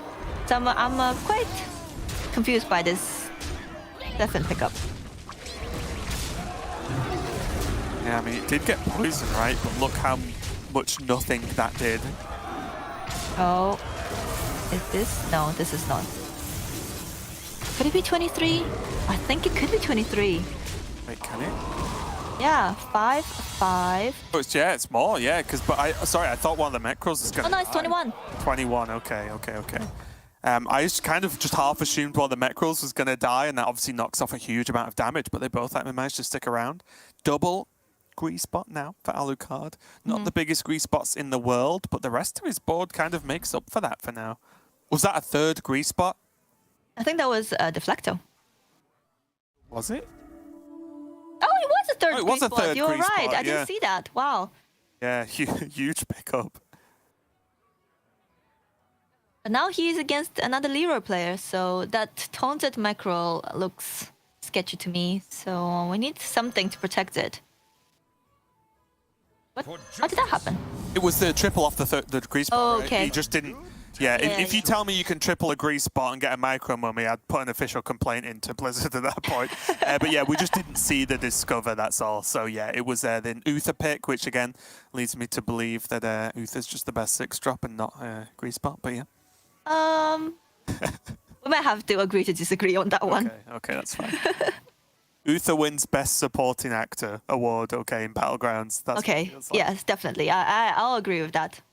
Uther is very useful. I'm actually surprised that Olia got so far with this build. Up a goal. Yeah, and still just refusing to get even close to death, right? I know. 39 health still. And that's the thing, right? Oliek needed at least some points on the board to then give him a shot in game 3. But he's done a lot more than that, because it's probably something that will happen, because I'll say it and it made me look stupid, but I cannot believe he gets anything less than second here, because Butterfly or Alucard surely have to die before Oliek loses 39 health. Yeah, I think he never dies here. And next turn is going to be between Butterfly and Alucard, and one is at 5 and one is at 2. Yeah, you'd you're imagine, right? Yeah. Yeah, so the minimum he's getting is top 2. He might even win this if he manages to get a Baron. But he's very susceptible to Zap here. Yeah, Buster's doing well, stacking up the stats, but the numbers are just huge. Oh, that was not what he wanted to see, but... Yeah, he's definitely taking a loss here, but... That's the weird thing about the current sort of mech comps, right? Is there are some minions, regardless of size, you would really love to kill. Because, for example, if you kill a big puck bot, oh, you saved yourself 1 additional damage, right? Whereas if you kill a Mecro and leave a puck bot up, that's huge. That's like such a big difference in damage taken. So it does get pretty crazy based on, even if you're losing, what you kill is very, very important in any given fight. So Finley is going to take, I think that was about 15 damage. So Oliek's going to go down to 24, and now is the fight that gets to decide if Oliek's going to bank that extra point or not, because it is going to be Alucard versus Butterfly, I think. You could always tie, but... I refuse. I think my money is on Alucard here. Although Butterfly does have a huge Mithrax. And he has a Tunnel Blaster in his hand. Buffing the Leroy out of the Tunnel Blaster range. He's thinking about it. Yeah. The Foe Reaper is okay size, I would say. I'd put like 30 to 40 stats in a very okay number. Not huge, but not terrible. Yeah, this is going to be a tricky one, and I think it's fair to say it's been a much less clean game we've seen from everyone. And I'm not talking about play, but just from their boards, right? It's not like last game where we just saw everyone go for the grease spot, and it was just who grease spotted better. Yeah. How that word works. But you know what I mean? Whereas this has been much more scrappy from these players, just piecing together things. And again, it's another cool thing to see, because it's one of the huge skills involved in being good at Battlegrounds, right? Is just how you can actually make things happen when you don't get gifted the perfect board. Oh, this is very interesting. Looks like you can get a triple. That's quite the army. Zap there for Alucard. What is that going to eat? The Leroy? Leroy. Yeah. Oh, yep. Oh, that's noises. Okay. It's hard to tell. I believe I in the think- Mithrax. Zap is also really, really good against the other player, the Mega Buster player. The Mithrax, oh. Oh, the one health. No. Oh no, where's it gonna go? Okay, wait, no! Oh, that was a big hit. Go right to tie. No! Always believe in So Mithrax. close, no! Oh, that was so close. Oh my days. Was. Looks like Alucard is going to end up in that third place spot. And Butterfly, once again, in a top 2 position, except this game. I think it's fair to say, Nina, he has a much better chance at actually winning than he did in the previous game. Definitely, I agree about that. And top 2 players, no grease spot? I'm shocked. You asked, and Oh, yes, I Battlegrounds did gods ask. answered. You said you didn't want to see just grease spots, and although there are mechs, they're not grease spots. That's true. But this is what I think separates lobby legend players from just really good players, right? Because even if you don't hit grease spot, you have to be flexible enough to know what else you can do in order to win the game, and that's what we've seen from these players. Oh, grease spot! Grease spot! Yeah, Look, he's looking at it. He's right? looking at it. Has to be too late. He's looking. No, he's taking it. He's gonna take it, 100%. For justice. I know he's taking Oh, it. I guess he gets to Uther it. Okay, yeah, I can see it a bit more now. Oh, it's a Baron. Oleg's just like, I'm a simple man. If I see a grease spot, I buy a grease spot. I can't blame him for that. But what he doesn't know is that Butterfly... Oh no, Butterfly doesn't have a zap. Alucard had a zap. Yeah, it was Alucard who went Yeah. zap, right? Butterfly has the Tunnel Blaster. Oh, never mind. No, he doesn't. Butterfly's actually just sold the Tunnel Blaster Have a look. and taunted up a Leroy, I believe. Oh, he's got 2 Leroys. Yep, me one just see taunted, how one it not. The goes. Mithrax is just that bit bigger from last time. Foe Reaper sitting safely tucked away in the middle of the group there, just waiting for that final hit. Oh, that's why you taunt up the Leroy. Oleg just lost his biggest minion. Yeah, also the Kango's getting killed relatively early, not really having an impact on the fight either. And there's just a ton of stats. Mithrax just chilling. Yeah.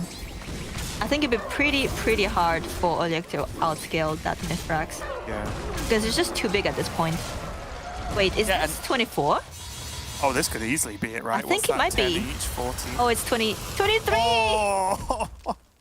So close, but It's so one far. off. But yeah, I completely agree. I think that the extra layer here is the Mithrax is massive, and that's not his only big minion, right? It's not like he's all in Yeah. on just this one big minion that has to do work. The other minions are still big, it's just the Mithrax is bigger. So a really good board so far there for Butterfly. Oliek now has to pull something out the bag because that was a very convincing loss. Yeah. Butterfly has a lot of utility on his board. He has a cleave. He has a big cleave. He has divine shields. He has a huge minion. He also has 2 Leroys. Yes, it's really hard to deal with a board like that. And I wonder if Oleg will reposition his deflector now, knowing that Butterfly has a taunted Leroy. Oh, he's going for a big cleave too. Because remember last turn he cookied his deflector. Oh, sure. Okay. This is getting interesting because Butterfly is not going to expect a huge cleave. And this cleave can deal with pretty much everything, but There's also the big Mithrax. deal here that even though the cleave doesn't kill Mithrax, it's doing 79, right? Like, that's a good amount. If the Mithrax is, traded a time or two, Yep. or even just getting Mithrax down to what it will be approximately 40 health. 40 is much more manageable than 144, which it's at now. And we see he's moved his deflector. He's not first anymore, but he still lost the flip. He lost the flip, but this means that his Foe Reaper will actually get value unless he gets... No, he didn't get sniped. Okay. Oh. Is that good enough? No, it's not. It's not. It's not, is it? No.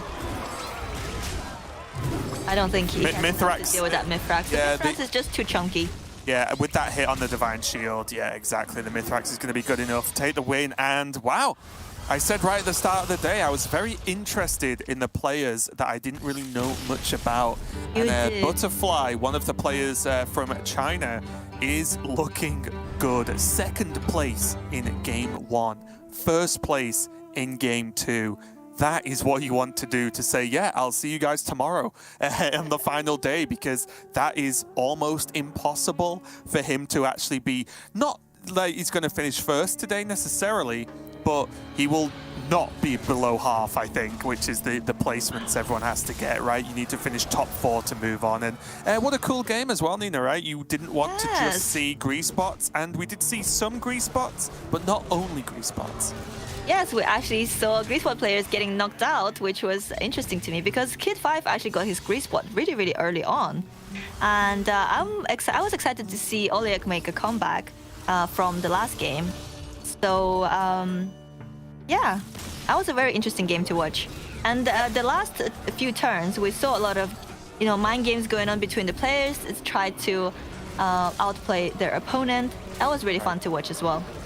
And I think that's something that's actually super difficult, and something I definitely struggle with is end game positioning, what to go for, when do you switch onto something else to counter what they might do, because also it's one of the game states that's kind of hardest to practice, right? Because it's comp dependent, it's what minion types are in the game dependent, it's what your opponent has, what you have, and you have to get top 2 to practice it, right? So it actually gets really difficult to doing those sort of heads-up plays. So yeah, anyone who performed as well as these two players did, knowing what to go for, knowing what gives them the best chance possible at just stealing a win when they maybe shouldn't, or securing a win that they feel they should have, is very, very impressive overall.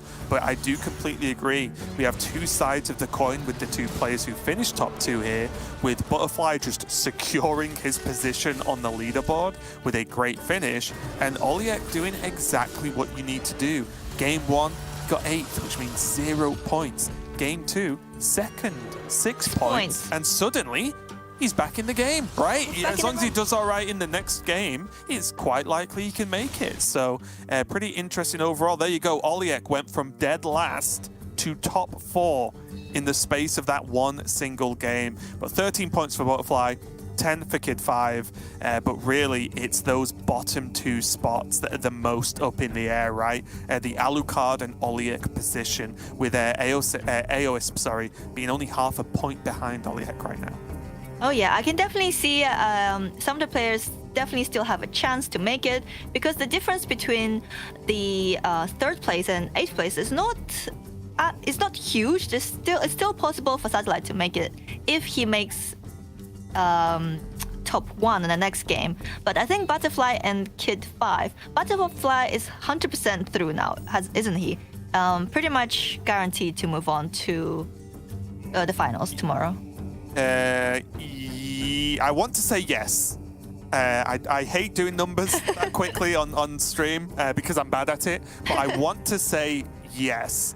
But I think the key here is we'll very much need to keep an eye on Oliek and Alucard, because if one or both end up like 8th, 7th, then suddenly who knows who's going to get through in that 3rd and 4th spot.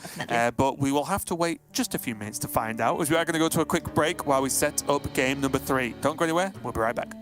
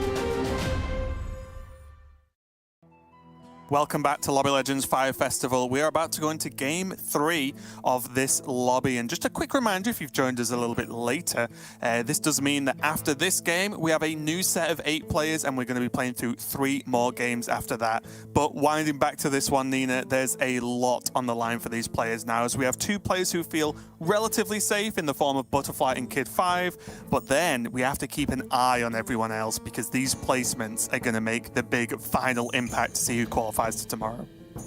Yes, definitely. I'm excited to watch this game, the last game of Lobby A.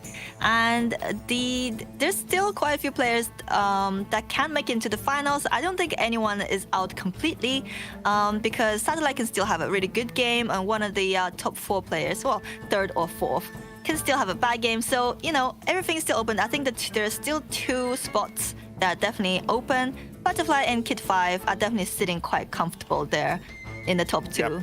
Yeah, it's definitely one of those games where, or one of those lobbies so far that no one's truly in a mess. I think we've had it in the past where at this point there'd be like a player on 2 points, and then suddenly like, okay, possible, but very unlikely, right? Whereas the lowest is Honingbo and Satellite at 4 points, which suddenly, you know, is very doable at this point. So a lot of it, we will be keeping a close eye on who gets knocked out when, as that will have huge impacts on where people place. I think some of the biggest impacts that could be made is if like Butterfly and Kid 5 weirdly end up 7th, 8th, so they don't really gain any points, and then suddenly like the majority of the points are up for grabs, for all of the players who need it.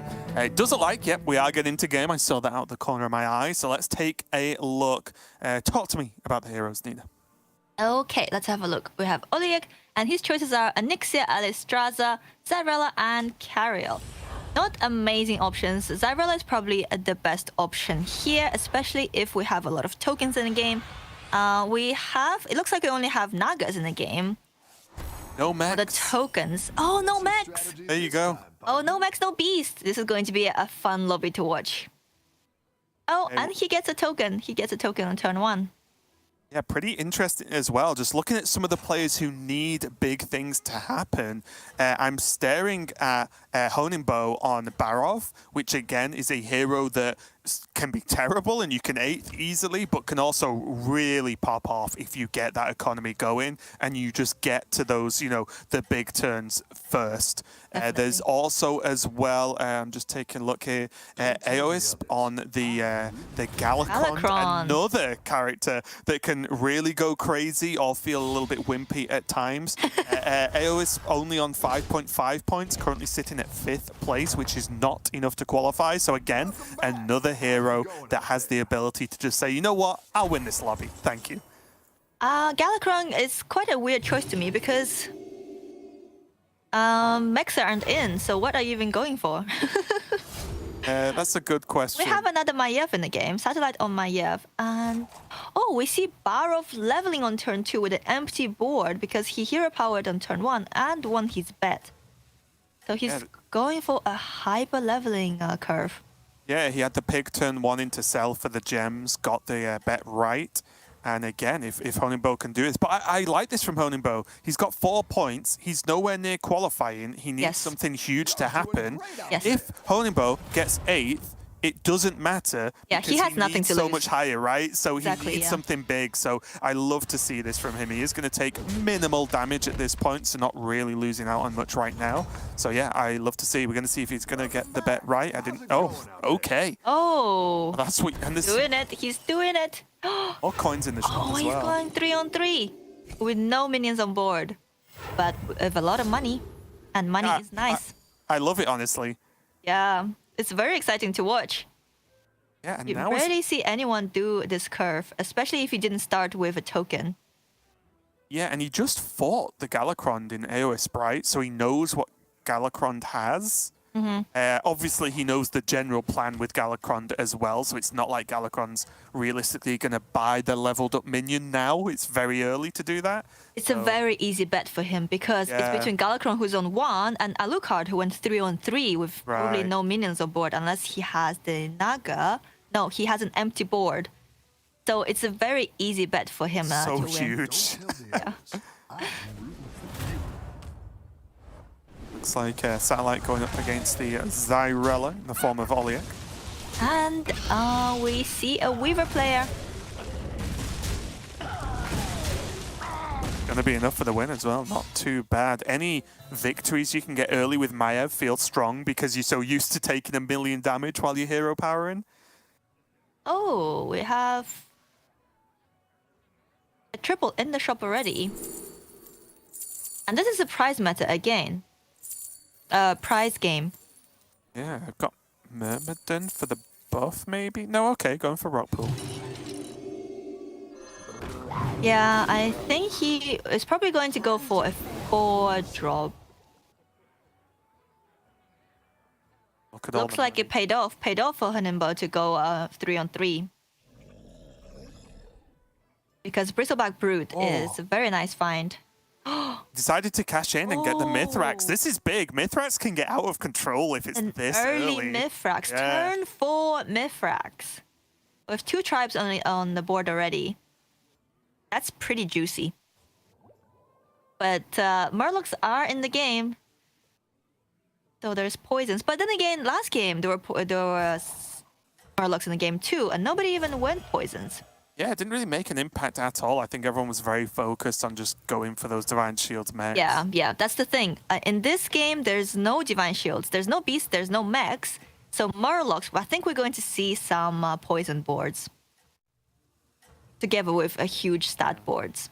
If Honingbo wins this bet again, he can do whatever he wants this game, I feel like. He has so much gold. Yeah, that's what I mean. He could just pick an option, right?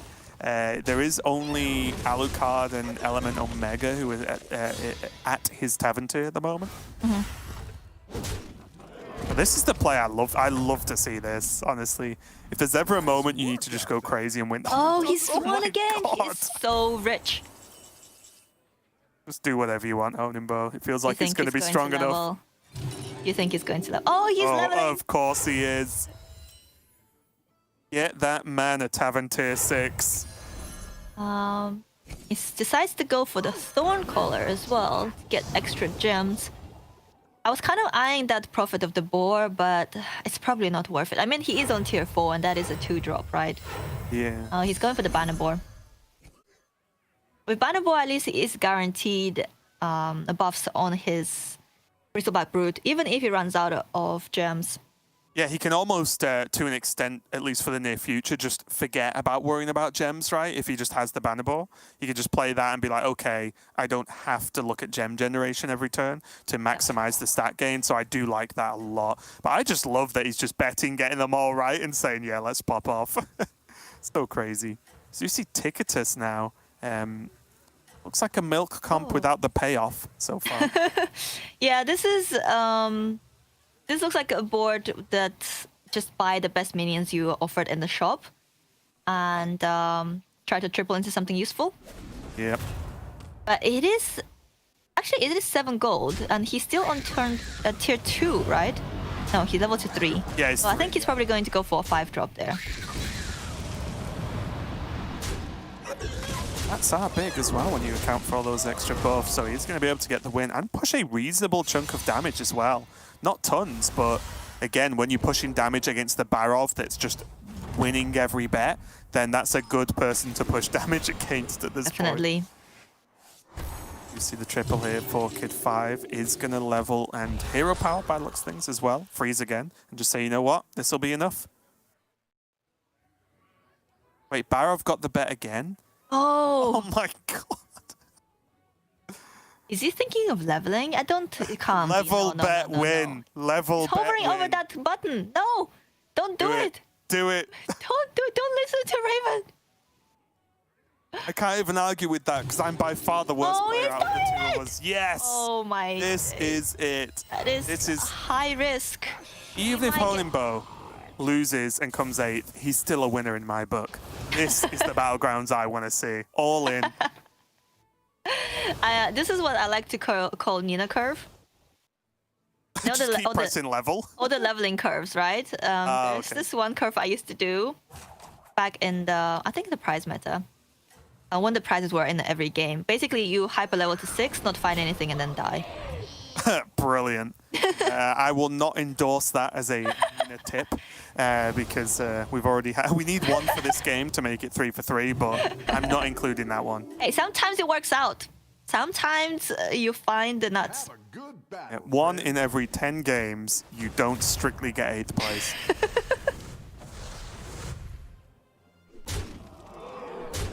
Early glow scale from, well, early-ish glow scale from Ollie. Looks like it might be doing well, not enough. Not much, actually. not enough, no. I thought, might have had it by then, but it could do just enough, let's say. Let's call it that. But Ticketus going to be swinging hard against Kid 5, pushing another 12 damage. Again, Kid 5 looking pretty okay in the standings, but every player will not want 0 points this game, right? It's time out. Do a little prayer. Oh no, that is count. What are the odds? Play it. What are the odds? Oh. Push the 2-2 stats. Oh. He does not look happy. Yeah. But you can't help but laugh when that happens. And this is the second time we're watching Eudora in this tournament, and second time Eudora gets Xeris. What are the odds? Whoa, double Athissa now for Satellite. Okay. We can talk about that, but I do just want to mention Kid 5 has 3 triples into 6 next turn, right? He had the 2 triples in the shop that he froze, and the triple from whatever the Xeris is. So that's still an absolute ton of options next turn, and the shield is still up as no one's died. So still, we have to watch Eudora next turn to see what that Xeris turns into. Alucard is in a pretty good position at the moment, so I think he's just going to try to play in safe and secure that top 4 for himself. He doesn't need to go crazy with high rolling in order to make it through to the finals. Yeah, Alucard's definitely in the spot where it's just get me a few points, right? 2 to 3 points probably make him feel quite safe. Anything above that feels very, very secure indeed. Yeah. Oh, Double double Mithrax. Oh, that was the hit. That was the hit. That was the hit to win him the fight. It was the bigger Mithrax as well, wasn't it? That got Yeah, it was the by Leroy. But now he might get punished for it by not getting his coins. Nope, he's not getting his coins. A punish I'd probably take though, just to push the extra. Oh, definitely, yeah. I'd rather not get coins than take the Mithrax damage. Yeah. And here we go. Oh, it was Soul Devourer. Soul Devourer is actually not too bad, especially if we can find a Battle Master. Because you get stats and you get gold. There's still just these 2 triples on offer as well for Kid 5. This is going to be one heck of a turn, or at least has the potential to be. Another Athissa. That's the 3rd Athissa in the game right now that I glanced at. And another one. And maybe triple into a demon that we can eat. And another one. Oh, another Athissa. What is going on? We need a demon. Ah. Naga though. Yeah, that's a good Naga. There's still a roll. There's still a roll. Faye. Oh, no. Oh, there's no... Not a demon. No demons. He might just have to play it. Is there worth... Yeah, 1 extra roll was available because he could just sell the 6/4. Yeah, right? or the Murloc. Yeah, but it's gone too far. He's going to play it, I think. Pass. You think he's going to play it? Well... If he plays the Fellbound, that's 4 spells on this board? If he doesn't play it, he's going to die. He's selling 3 to get it. Demon. Okay, yeah. Another Not there. It cost him. We'll find out soon if it cost him everything. Oh. Uther? Uther. Oh, another Devour. That's pretty nice. Yeah, gets to buff More it money. as well. That's More a lot money. of stats, yeah. Money is nice. Yeah, more money, less problems. Quick, play stuff. Is that going to be enough, you think? His Athesas are pretty big, and he has a demon grew a lot. Yeah, being able to Uther on the demon and then get the extra stats. But it's the quad Athissa. This is bringing me back to Lobby Legends 2. Yeah. Double Athesas. Anything can happen in these mechless lobbies. Oh no! That's enough. Is this death? This is death. This is death. Oh, Kid 5 Exactly was- lethal. He was about to pop off as well. Double Athissa, the board was big. He could basically just carry on for the rest of the game. Looking bad there. Kid 5 takes a loss, goes out in 8, gets 0 points. He is sitting on 10 right now, so still quite likely he gets through. But again, no one wants. Not guaranteed, is it? Yeah, no one wants 0. But what's guaranteed is Honimbo making money with these bets. There's 3 more coins in his hand. Why am I not surprised? He's at 6 and he has a brand as well. Excellent money generator. He doesn't have a thesis though. He's getting lots of spells, spellcraft spells, but he only has a critter wrangler. He needs to find Kid 5's 2 Athesas that died. Oh yeah. They're back in the pool now. Yep. I've still, what's that, 3? I think that the prize is the recurring gold, right? On the Oh, there's a necker light in the shop. But do we have a good target? I guess we can put everything on the Imp Mama. Imp Mama is not the worst. Pretty solid. And then we make a huge Imp Mama. But there's only 1 minion. He has 1 minion at the moment. It's a 1 minion. That's it. One of the things he's lacking there, if anything, is Taunt as well, right? To at least give some level of protection to the Imp Mama. And here the Murlocs I was talking about. Another satisfied. Oliek has a turn off as well, which is huge for Murlocs, right? To just get hold of things, maybe try and set up some poison for the Sephin. I imagine Oliek will... Oh, okay. Gonna finish strong. I guess he's on 5 health, right? Yeah. He needs to be as strong can't as play possible. too dicey, but it's difficult to toe the line to get as many Sephin procs as possible. Yeah. And here we see Iops trying to get poison on his amalgam, which doesn't look like it's going to happen unless he gets very lucky. It goes. Oh no! Oh, it goes second one. Ah, no. Oh, I Very couldn't close. kill the Mithrax. Yeah, very close, but still gets to push a million onto the Mutinous for Element Omega. Literally who a was million, winning yeah. and is now low at 10 health. Oh, Honimbo lost a fight as well, down to 7. Oh wait, Butterfly is out. Our top 2 players. You called it again. How did you do it? You said if the top 2 players get 7th and 8th. Yep, Then... just that good. Oh my days. I thought he's usually the other way around. No. For casters. I'll let you into a secret. If you make enough calls over time, some of them are bound to come true. That's just it's just an odds.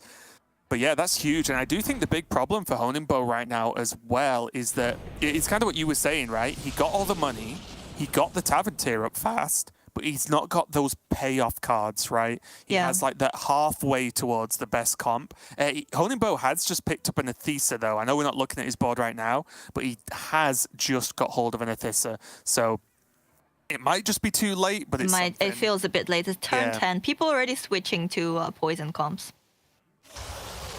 They always spare. I'm gonna go for the Orgazoa there. Yeah, there we go. There's Honimbo. Got a lot of spells, got some stuff, can get some work done this turn, but it feels like it's that one step behind everyone else. Yeah, it feels a little bit too late to me. And at this point, he simply cannot lose a fight, realistically, right? On 7 health, it's almost certain death. Yeah, definitely. And actually, Element Omega went from 30 health last turn to 10. So he is in a precarious position as well. And do you remember last game you said 15 damage was a billion damage, but this time 20 damage was million damage. The math kind of is a bit funny to me. It makes perfect sense, just don't think about it. Because as long as it looks like a lot, it's a million or a billion, it doesn't matter. They're interchangeable. Oh no! I think this is death for Element. Yeah, okay, if this goes down... Yeah, this is death. Yeah, that's just at worst. And yeah, okay, very dead. Yeah. Unfortunately, all his big useful minions went into poisons or Leroy's. Yeah, big win there for Honimbo though, because that shoots him up, you know, that one extra spot. Element Omega going to be going out in 6th place. And I think that means the Element will not be making into the finals, unfortunately. Glancing at the numbers, I believe that is almost certainly true, yes. So let's take a look at what Oliek's been up to while we've been away. He did get that turn off not too long ago, and looks like he's made some good use of it.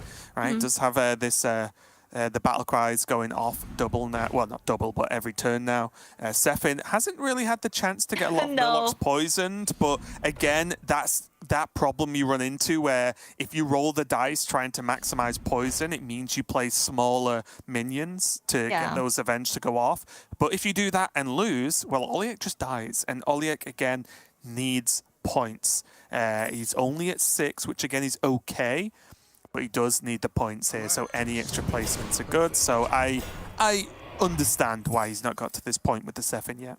He's in a good position though, because he just taunted his Mandate. That's at least 1 minion. He has a Selfless, which will definitely die, and he has a Void Lord in his hand, which means he will get at least 1 poison if he plays that Void Lord. Right. Void Lord is really great when you're trying to get poison on your Murlocs. Yeah, and it's great as well because it's strong enough to just throw it in for 1 turn. It does its job, then get rid of it if you need to, right? It's just absolutely fine. It's a really, really great taunt. I think with Acolyte gone from the game, it's probably the only guaranteed... right. That Avenge part. Only guaranteed, what's the counter to Pirate Exodia? Oh, okay. Yeah, sure. He said not to play the Void Lord, the Void Lord. That's interesting to me. Okay. Oh. The Barov is just farming everyone, his Mantids and Leroy's. It looks like this is death for Oliek, unfortunately. Yeah, with the poison on the Sefin now as well, that's just a done deal. And that does mean that Oliek's going to go out in minimum 5th. Oh, joint 4th, 5th with Aoisp going out too. So again, not terrible there for Oliek, considering his start was terrible in this match. But now we're on about the new prizes. Oh, and these are all pretty good, aren't they? And Satellite's going into a ghost, so maybe he can actually pick the greedier prizes and not go for Ice Block. Maybe, because his minions look pretty big to me. Yep. Does go for the Ice Block though, which again could buy him that 1 extra space. Honimbo still has coins in hand. Why am I not surprised? He's still winning those bets. Yep. It's too good. Oh, there's more money. I feel like he could have got more. He didn't steal all the minions because he was out of hand space, right? Yeah. Maybe I'm wrong. Possible. Alucard switched off hero power though.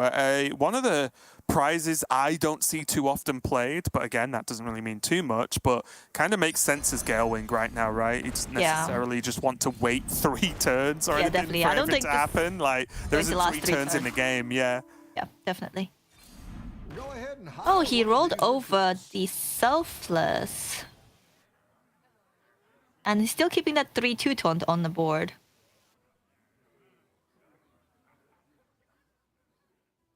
Harov is just too many options, too much money to spend. Yeah.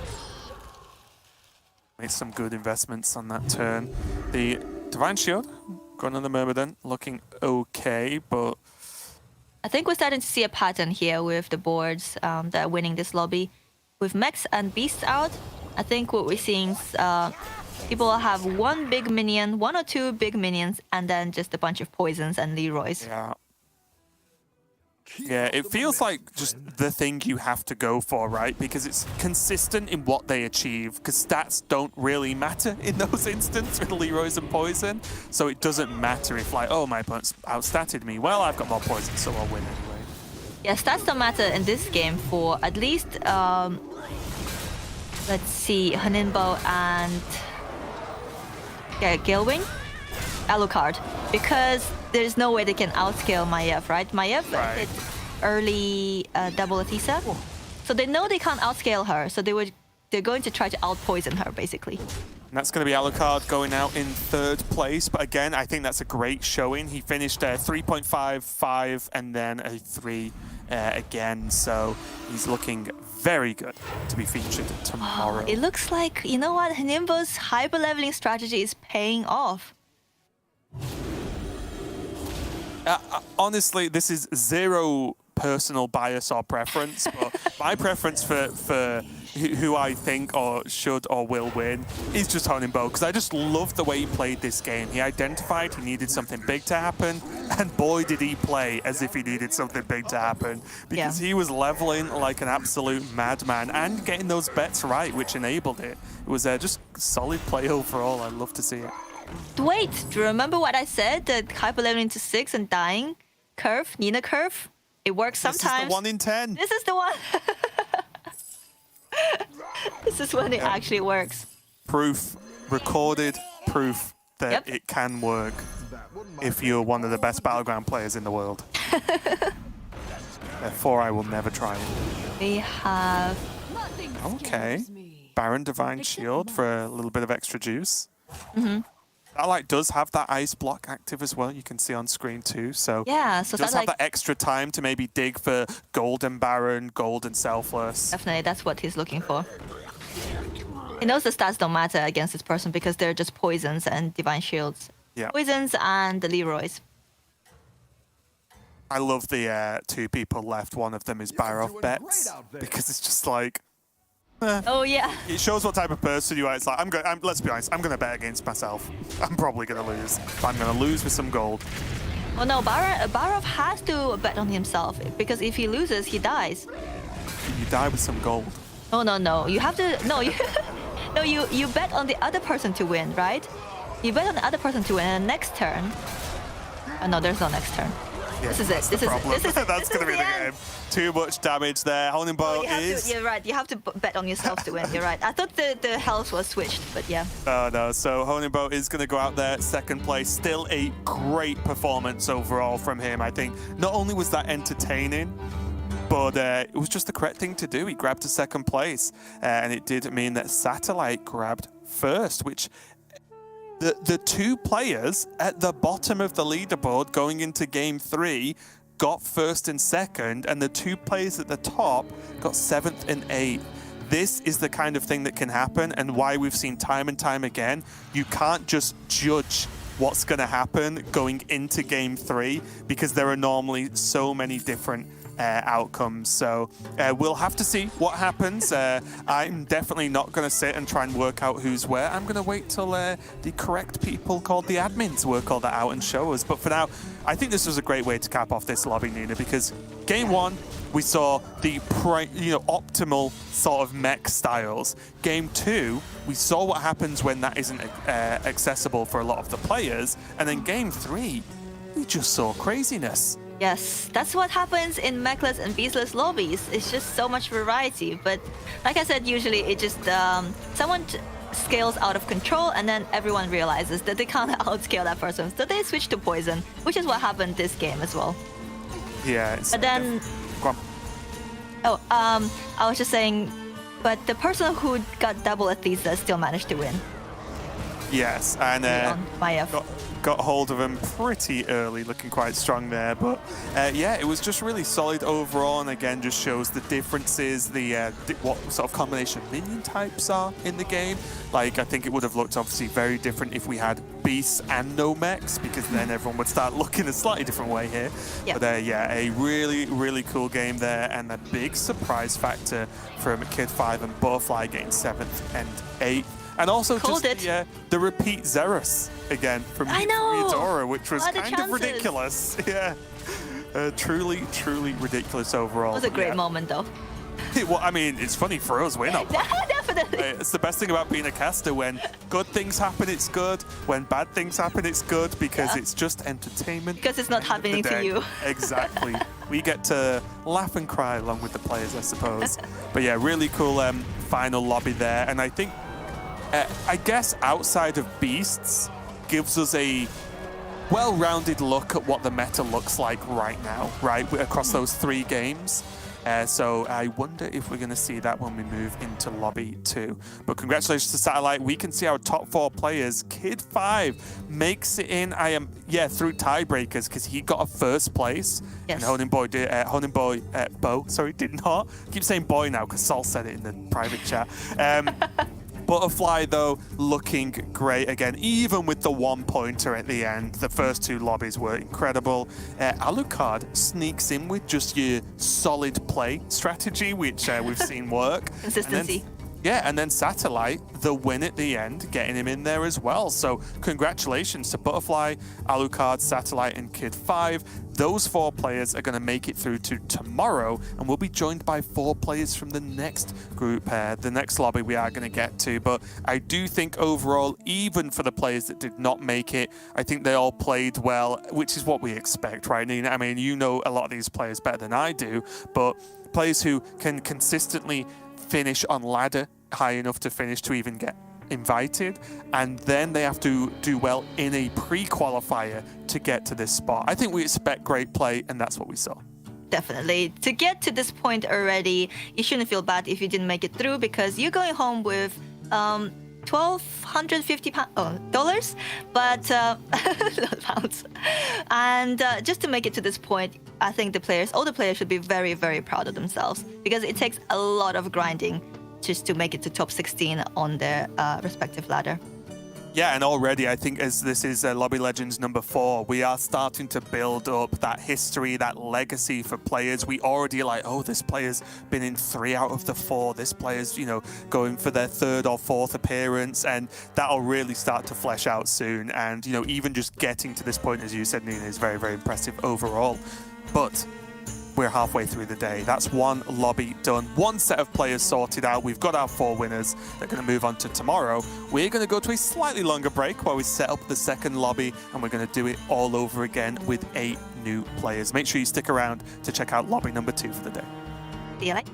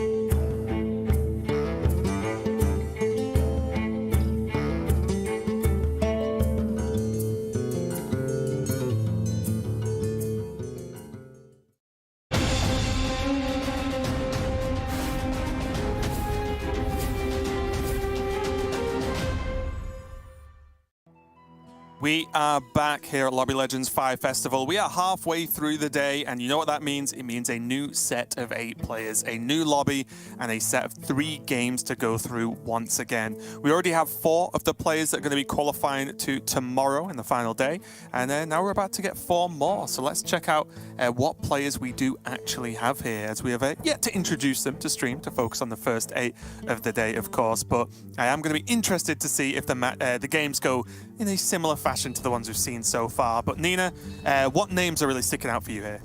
Of course, I'm a human, so the names that are familiar to me are sticking out to me. So we have a lot of returning players, a lot of high leaderboard players. We have Dapido, who is this his 3rd time, I think, in the Lobby Legends. And then we have Peter Babbitt, who is super consistent on ladder, and I'm really excited to watch him play. And of course, we also have XQN, a legend, a ladder legend, and everyone. And I'm super excited to see all the new players play as well, because I think this is the first time for the rest of them, right? More or less, yeah. I think this is pretty much the first time for the majority of this lobby. I do just want to go back to Dappy, and I think just to remind everyone here, he was in Lobby Legends 2 and Lobby Legends 3. He got 2nd place in both, and he's re-qualified again, which is just incredible. Not only is the qualification finishing high on ladder, but then also making it through the pre-qualification. So I'm very excited to see what he can do here, as he's already, for me at least, kind of got his name out there as just the best tournament player so far, because he's just gone back-to-back 2nd places, which is huge. It's just incredibly impressive, and he's back again. And who knows, we might be, around this time tomorrow saying, "Oh, Dappy's in the lead on the last day. He just needs a win. He's got the lobby in check." Who knows? Maybe 3rd time's the charm. And he is the highest earning player in the Lobby Legends, even though he's never actually won a tournament. Yeah, again, it's that Battlegrounds mindset, right? Of, at least on ladder, what you want to do is gain MMR, right? That's like just goal number 1. So even if you're not doing too well, you want to, change the game around a bit so you can just even scrape a 4th, scrape a 3rd, or whatever you may need. And that consistency's paid off, because his 2 2nd places, as you've quite rightly said, has currently got him in the top earners, or as the top earner, should I say, in Lobby Legends history, which sounds very grand. This is Lobby Legends 4 of this year, but it's not, incorrect. So yeah, very, very excited to keep an eye on Dappy, especially because when I cast him, the highlight for me were those moments where he only needed a few points, or he was in a rough spot, and he just threw comps together that just got him an extra couple of places and gained those points. So absolutely huge. But is there anything you want to see in the lobbies going forward that we haven't seen so far? I want to see some beasts. We haven't seen a single beast lobby, right? I want to see some beasts. I want to see Mama Bears. I want to see how players can salvage their games with Crocolisk, and maybe even some Leaper games. Yeah, that's the only thing I want to see. Just Leapers all the way down. Leapers 3 lobbies in a row, and that'll make me happy for the end of the day. But yeah, really excited to get into this one. I think the players are just in a test game right now. Of course, we like to make sure all the players are comfortable, no tech issues, all ready to go, because frankly, there's nothing more annoying than getting a chunk of the way through a game and then going, "Oh, something's gone wrong, let's start again." Yeah. But you know what else is annoying? Go on. If you're playing a test game and it goes really, really well, and then you're like, "Oh, it's not a real game, it's a test game." It's something I used to think, because many, many years ago, I did used to compete in standard tournaments, and if you ever had to do like a quick test game and your mulligan was good, you just think, that's it for the whole game now. I've ruined it. But we are in the game right now. Test game over, real game has begun, and we're going to check out Dappy first. What do you make of the hero choices we can see locked in so far? All right, we see Dapido on Lady Vash. Lady Vash is actually a really, really strong hero. But I think a lot of players don't know how to play her. So I'm excited to see Dapido play this new hero. And then we have Kidgel on Guff, the new buffed Guff. Then XQN on Crag, Riba on Galacrond, Bitter on, is that Finley? That's Finley. And he's choosing between Deathwing, is it Sourfang and Inu. Yep. Ini. And he did go for Ini as well. Also, just a sad update. No beasts, but we've got Meg. Oh, no beast, but Max again. We'll save the beast for tomorrow, okay? That's the deal we're going to have to make. But yeah, tomorrow. I am excited to see Guff, because Guff's stuff definitely got buffed, right? So I've seen some players do very, very well. I was watching, JJ this morning actually playing, and he just dumps to the lobby as Guff, so that was kind of fun to see. Also, Junyu on Vol'jin, a hero that can definitely do some busted stuff, honestly. So yeah, a lot going on right now. But what is the goal for Guff? Is it a fairly straightforward plan of just pressing the hero power as often as possible? Well, Killjoy had a very, very nice token start, so I think he might be going for a curve where he levels on 6 gold and hero powers. Levels to 3 on 6 gold. And then try to find some good 3 drops to hero power. But do you think buff Guff is enough? I think it definitely could be, yeah. And someone watching will be very happy you're deciding to play this game. Dappy here with the new hero, and you were talking about you didn't think people knew how to play them, right? But I also agree, because I was trying to like spam the hero power, and I feel like just from my play that just actually focusing on leveling first was much stronger in the long run, because the hero powers early did not feel strong enough. Yeah, definitely. You do not want to hero power early game, because he already hit the Myrmidon, right? So he's already guaranteed permanent stats with the Myrmidon he has on board. And the gold early turns can be spent so much more efficiently. Right. Well, it's not happening here because he's got a Tavern Tipper. But usually, yes, you do not want to hero power early game, because you only get 1 permanent stat per turn anyway. And if you think about it, the only good spellcraft spell on tier 1 and 2 is the mini Myrmidon, right? It's only that or the taunt. But you don't really want to taunt up your minions so early on. And then, yeah, so you want to level to 3 maybe and try to find a Shoal Commander. Yeah, exactly. Once you start leveling up, you get into like the really strong spells, right? Shoal Commander, there's also the Wind Fury, right? Which is huge if you know, that ends up being permanent, so you can just drop Wind Furies on stuff if you need it. So yeah, I completely agree, and I found out that the hard way my first few games, trying to just keep pressing the hero power, and I got demolished. Oh yeah. Very, very true indeed. But looking at where we're at now, MX on Galewing does get his Discover. This doesn't look great, but Soul Juggler can help, you know, reduce the damage of this, but... Oh, he decides to go for a pair. Okay, I can get behind this, honestly. He has free refresh as well if he wants it.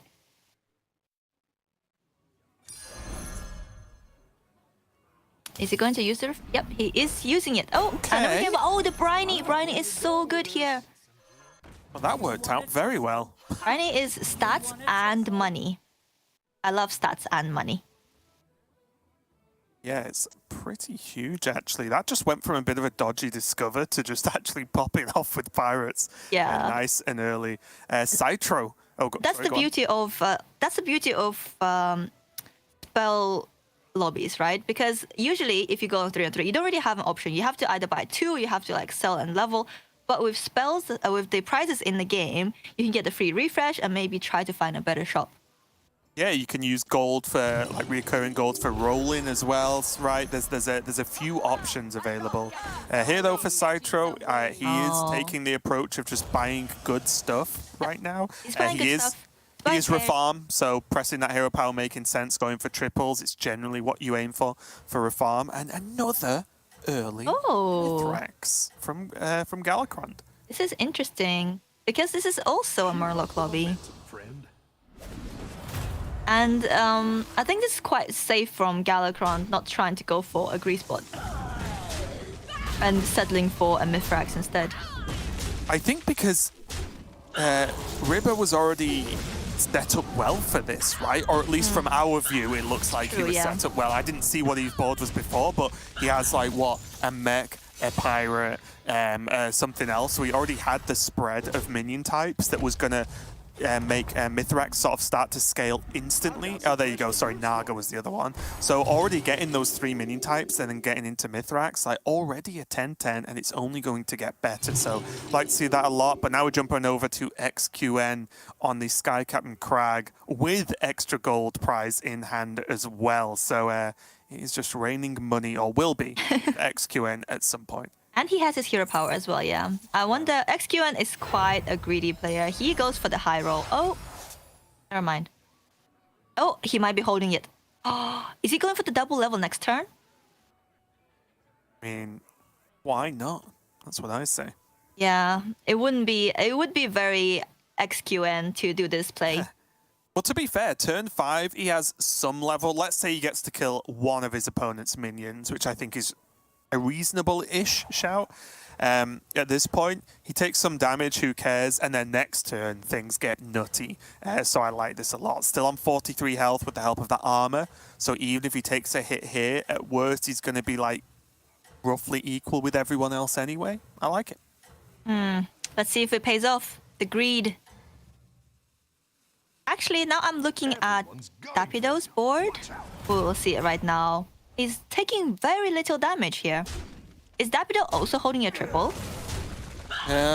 We can look after this fight. Well, maybe we'll look at XQN first. Yeah, let's see what XQN does. Because this XQN turn could be crazy. Only 6 damage here. This is really, really good for XQN. I think he's doing it. He's doing it. Yeah, I mean, if he didn't do it then, I'd wonder what he was waiting for, right? Because that's just the turn to make it happen. Oh. Ouch. I mean, we have a nosy looter, which can help us high roll. But you really, really don't want to feed that nosy looter to Reform. Yeah, that's... He's facing Reform this turn. It's like, oh god, no. Okay, though we are going to check in with Dappy here and see what's going on.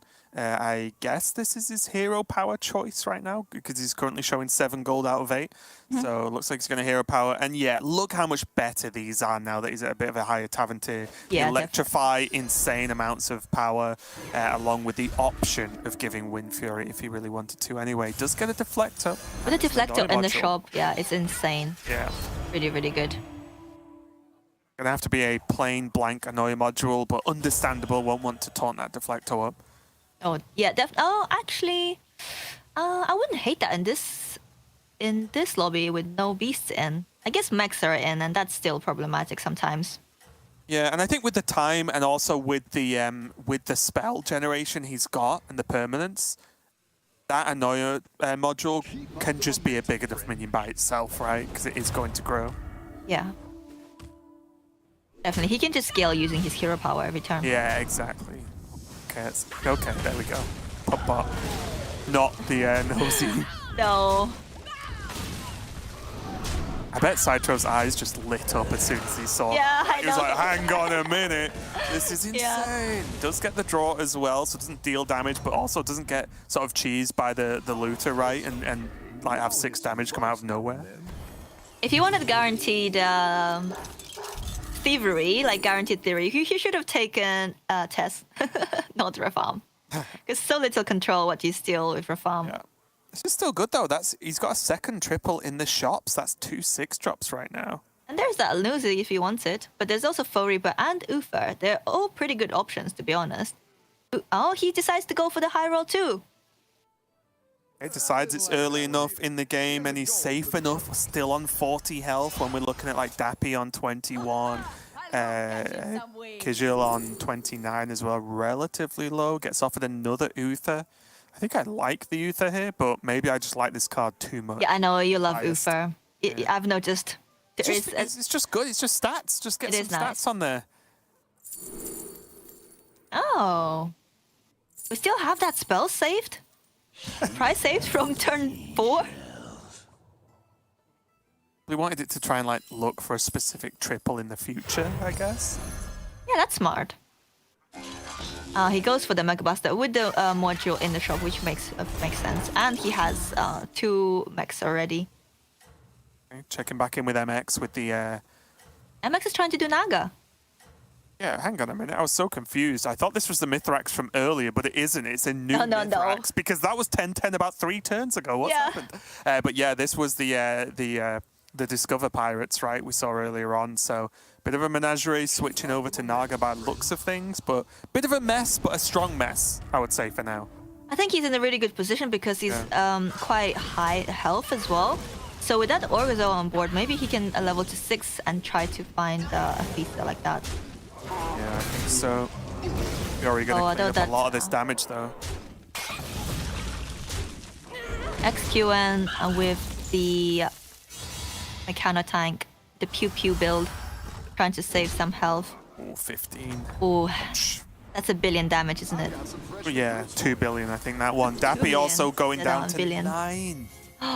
Dappy's got all the work in the world to do right now if he wants to stay alive, because no one's even close. Yeah, he needs to do some magic, some Dapido magic. Oh, XQN goes for... Oh, that was... Did you see how fast it was? I don't know. Yeah, It's a I pretty told nice you, triple. there was only one choice. Yeah, it's a pretty nice triple too, the jug. Yeah. He has 3 minions on board. He's deciding what to do here. Deciding whether he wants to buff the grease bot. Maybe he's thinking about selling the tank? Probably not. Yeah, if he wants to like force the buff onto something instead. Oh, Buff did hit the okay. puck bot, and there's a second grease bot. You said There we go, there we go, there we go. That's the XQN. X-Screen hit some trouble a little bit earlier, not really popping off with the nosy, but my oh my. If he can just not die, that board's just going to be good enough. This is a bit scary for Dapido, to be honest, because he just bought a mackerel as well. Oh, these are not great options. The odds are in my favor. Yeah, honestly, We don't even have a reset. like, This is very I sketchy. feel like this game, Dappy just didn't hit, right? Like, he just Yeah. didn't get hold of anything he needed to get hold of. Maybe pressing that hero power a few too many times. Oh. Ribba also Grease has spot. a grease spot and plenty of divine shields. And what I think is really good for him here is the beefy Mithrax is enough to probably give the grease spot time to ramp everything up, right, and to scale everything, because that Mithrax will probably carry enough for the next turn or two to allow that to happen. So I like to see that a lot. Don't tell me XQN is a very good position at the moment. He has so much free scaling. Double grease spot. Oh. Look at that mackerel. It's a 6-4. Oh, now it's a 12-8. Wait, it's gonna get bigger. Just Oh no. dead. He is Oh. very, very dead. And decent amount of scaling as well. Sometimes it can be annoying to heavily win a fight because you don't get to scale in some circumstances. But XQN ticked all the boxes there. Dappy, player, I feel bad now. I've been talking up a lot. Taking the 8th on game number 1. And don't get me wrong though, he has more than capable of fighting back and making it through regardless. Definitely. We've seen that. We saw that happen last in the lobby A, right? I think it was Henenbo or Oliek who was 8th, and then they managed to claw back a lot of points. Oliek, yeah. Yeah, Oliek. Nitro now. There is a Baron in the shop, but I think he was hoping to maybe find Uther, your favorite, and buff it. okay. Buff the Baron. Oh, another a Mega Buster. We see a Mega Buster, and there's also a Mackerel. Yeah, and one Omega Buster's already taunted up and sorted out basically for the game, so the first one can take that first place spot as well. This is looking promising. Oh, you have the Athissa there for MX. He did manage to find it. Now he just needs to get rolling. Luckily, he does have 32 health, which is, means that because just one Athissa does take a while now, right, Yeah, to actually get rolling, it does mean that he's likely to have enough time to make a real impact, but I think he needs just one of the actual scaling minions, like maybe a Brute or something, if he decides he needs stats. I don't think he needs a Brood with this board. He has 2 Orgos, so he has a lot of money and spellcrafts to work with every turn. But maybe I think the goal is to find more Ephesus. Because a Brood is nice, it scales, but it doesn't give you spellcraft minions, right? So it doesn't help you Ephesus scale. Yeah, it is basically that was always that's the kind of the fun trick with Naga is what should your actual board state look like in the end, right? How many spellcraft generation versus like how many just big minions, if that's the case. Yeah, that's the thing. You have to balance. You don't want too many big minions, but you also don't want no spellcraft. yeah, no spellcraft. Well, either way, this looks pretty strong here from Citro, picking up that second Buster. He did have the Baron, right? Or was that someone else? I think this might be the end for Guff. Unfortunately. Guff's buffs was not enough. Yeah. At least not Definitely in this rough. lobby. Yeah. That does mean Kijil is going to go out in 7th place, and no one else to join him that round. So far, the knockouts have been very clean, no split points for now. But Ribba is looking a little bit worse for wear on 9 health right now.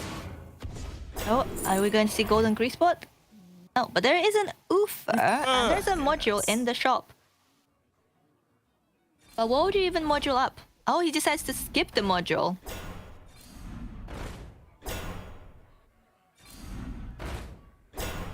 Oh, there's a War Gear is interesting. Okay. But I think what we want resets. We don't have any resets at the moment. But we still have money to roll because we have the Gambler in hand. Oh, double Grease Spot. Peter Babbitt.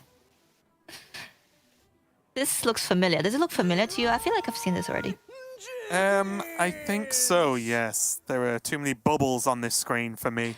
But yeah, this is looking quite strong. But again, this is where things get a little bit spicy. We've got a few players now having access to grease bots of some kind of, multiple number or not. But it's how the players will then, as we get to slightly later in the game, how they actually break those matchups, right? Is it just going to be whoever has the most stats, or is someone going to try and peel away and play more Leroys or do anything like that? It's going to be really, really tricky, and I think that's the difficulty at the moment with mechs being as strong as they are, is breaking that comp feels very difficult right now. Yeah, I think at the moment we see Beaters and XQN's boards are quite similar. Both have double grease boards and macros and deflectors, but the difference between Beater Babbitt and XQN is that Beater has a lot of resets. I think he has 4 of his minions menaced, so looking more promising to me. But he also has his macro taunted, which is a bit sketchy as always, with Leroy in the game, and once the opponent knows you have the taunted macro, they can play around it. Yeah, it's definitely tricky, right? Because the taunted macro is great for a certain amount of time, and then it becomes dicey. So it's not like taunting your macro's always wrong. It's just that it bites you a little bit in the late game. Oh, there's so much scaling, I love it. Those little deflectors were so small at the beginning of this fight. Is that 24? Oh, ouch! And there's no ghost for Vol'jin. Yeah. And now we see double grease down to 2. Did he lose his fight? I am sure he was not at 2 health going into that fight then. Yeah, that's the problem. I think he has no reset. Oh, there's a reset. But do we have money to buy it? And sell the nosy. Oh, this is so risky. He could sell the nosy, but he plays a minion down, which is obviously not great. Knowing what Beater's board is and seeing XQN's board, I think XQN might be out this turn. Yeah, and it looks like actually XQN did take, quote, $1 million from Rafarm in the previous fight. So, yeah, he took a lot from Citro, actually, who is the player who's actually got the more sort of old school Omega Buster build, as opposed to just going for the grease spots.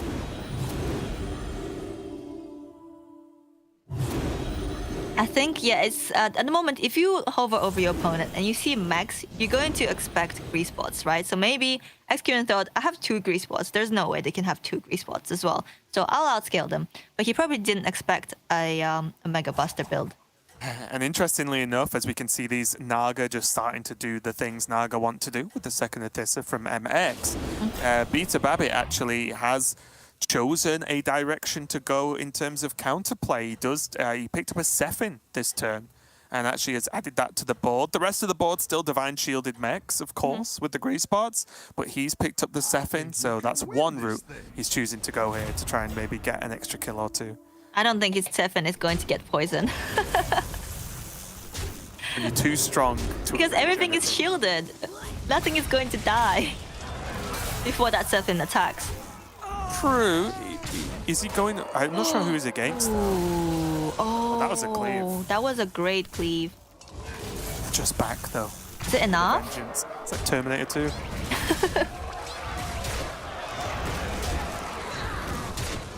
Something that always annoys me when I'm against this kind of buster board is like, why is there a little micro bot with 30 attack? Like, what's going on here? That can't be right. Well, that's the beauty of a Mega Buster and Byron. Oh, big win there for MX, though, taking down Citro to all the way down to 13 health. Absolutely huge. And XQN looks like he's on his last breath right now, because I think that is simply enough to finish him off. Well, yeah, he's at 2 health. Any loss is enough, unfortunately. Yeah. Let's see. Oh, he's going to go out joint with Zunyu as well, I believe. So that's at least some, a positive or negative, depending on your mindset towards life. But oh, it must suck so much for Shunyu to deal 2 billion damage first and 1 turn, and the next turn to go out, get knocked out. Did his best. Do you see the prizes offered now, though? These are the turns where truly silly things can happen. We're going for a 3-drop. What do you think he's looking for? I was about to ask you the same question. I would have auto-clicked the 5 one. But yeah, really surprised with that. What 3-drop would he actually want? I need to see his board because it's currently blocked. Let me have a look. I can see it. Oh, you got it?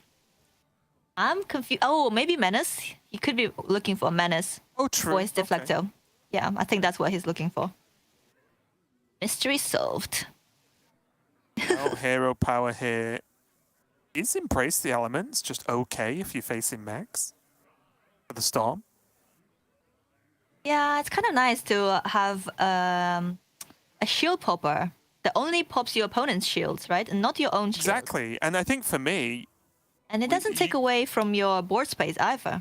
Yeah, we can talk about how good the Brukan hero power is, but I think when you put it next to these two, it's just simply the best, right? If it's a choice between those 3 hero powers. So I'd be surprised if that one's not picked. But meanwhile, we're going to go back, check in with MX, and he's going to give us some Naga scaling action. Oh, we have Golden Athesa, Golden Orgazoa. That's juicy, juicy. Checking back in on Ribber. He's still staring at these hero powers. It's been 10 years, and he hasn't picked yet. There we go. Oh, you called it. Yeah, 5 random minions. That is huge. When you guys at home can't see this, but I can see all of the boards, and there's a lot of bubbles. So this hero power, absolutely huge. Weirdly enough, facing one of the few players that only has 2 Divine Shields. Let's see if it's enough, or if these Omega Busters are going to scale out. Oh, I think it might be enough. It's hard to tell, isn't it? I am rubbish with Buster boards and judging how strong they actually are. Honestly, I'm rubbish. Because whenever I think I'm stronger than them, they just beat me, and I don't know how. By the Byron never getting sniped, you mean? Yeah, they just have more stats, and I'm like, well, I'm pretty sure I'm ahead, and then I lose. It's crazy. Like, look at this Microbot. What's it doing? 34 health. So much damage, and it's a, oh, no. it's a token. Wait, is that death? No, no. It's 8, right? Still alive, 8. Yep. Ribba still in the game, just. Holding on. And no one died. Welcome back. How's it going out Hence. We have bottom 2 players facing each other, both at, one at 6, one at 1. So someone's definitely getting knocked out this turn.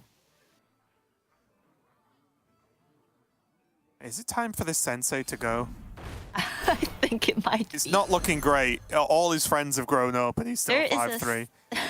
It is a little reset, step in. but Yeah, it is a reset. That's the only reset we have, unfortunately.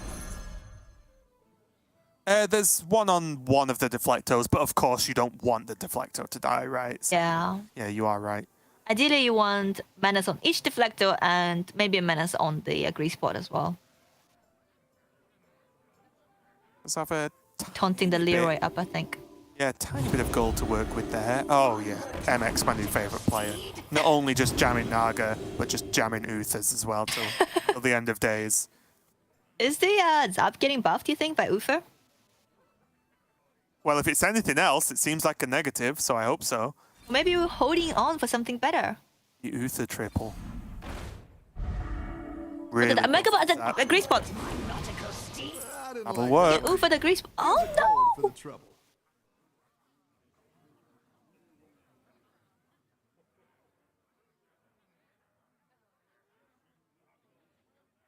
What are we going to hear about? Is it the manted? Maybe the manted? For justice. I didn't like that. Maybe. I mean, there is just Here's a two, goal right? for the It's so he could choose to sell the tunnel blaster, but there's no space to actually. But, oh, you know, no, you could play the Uther on the manted, right? Of course, yeah, and sell it that way. But decided not to go for it. Is this going to be tunnel Oh. blaster? Okay. So really Blaster just against wanted the taunt Leroy. down. I think you Yeah. can win. Oh, he this doesn't know the Leroy's been taunted and buffed.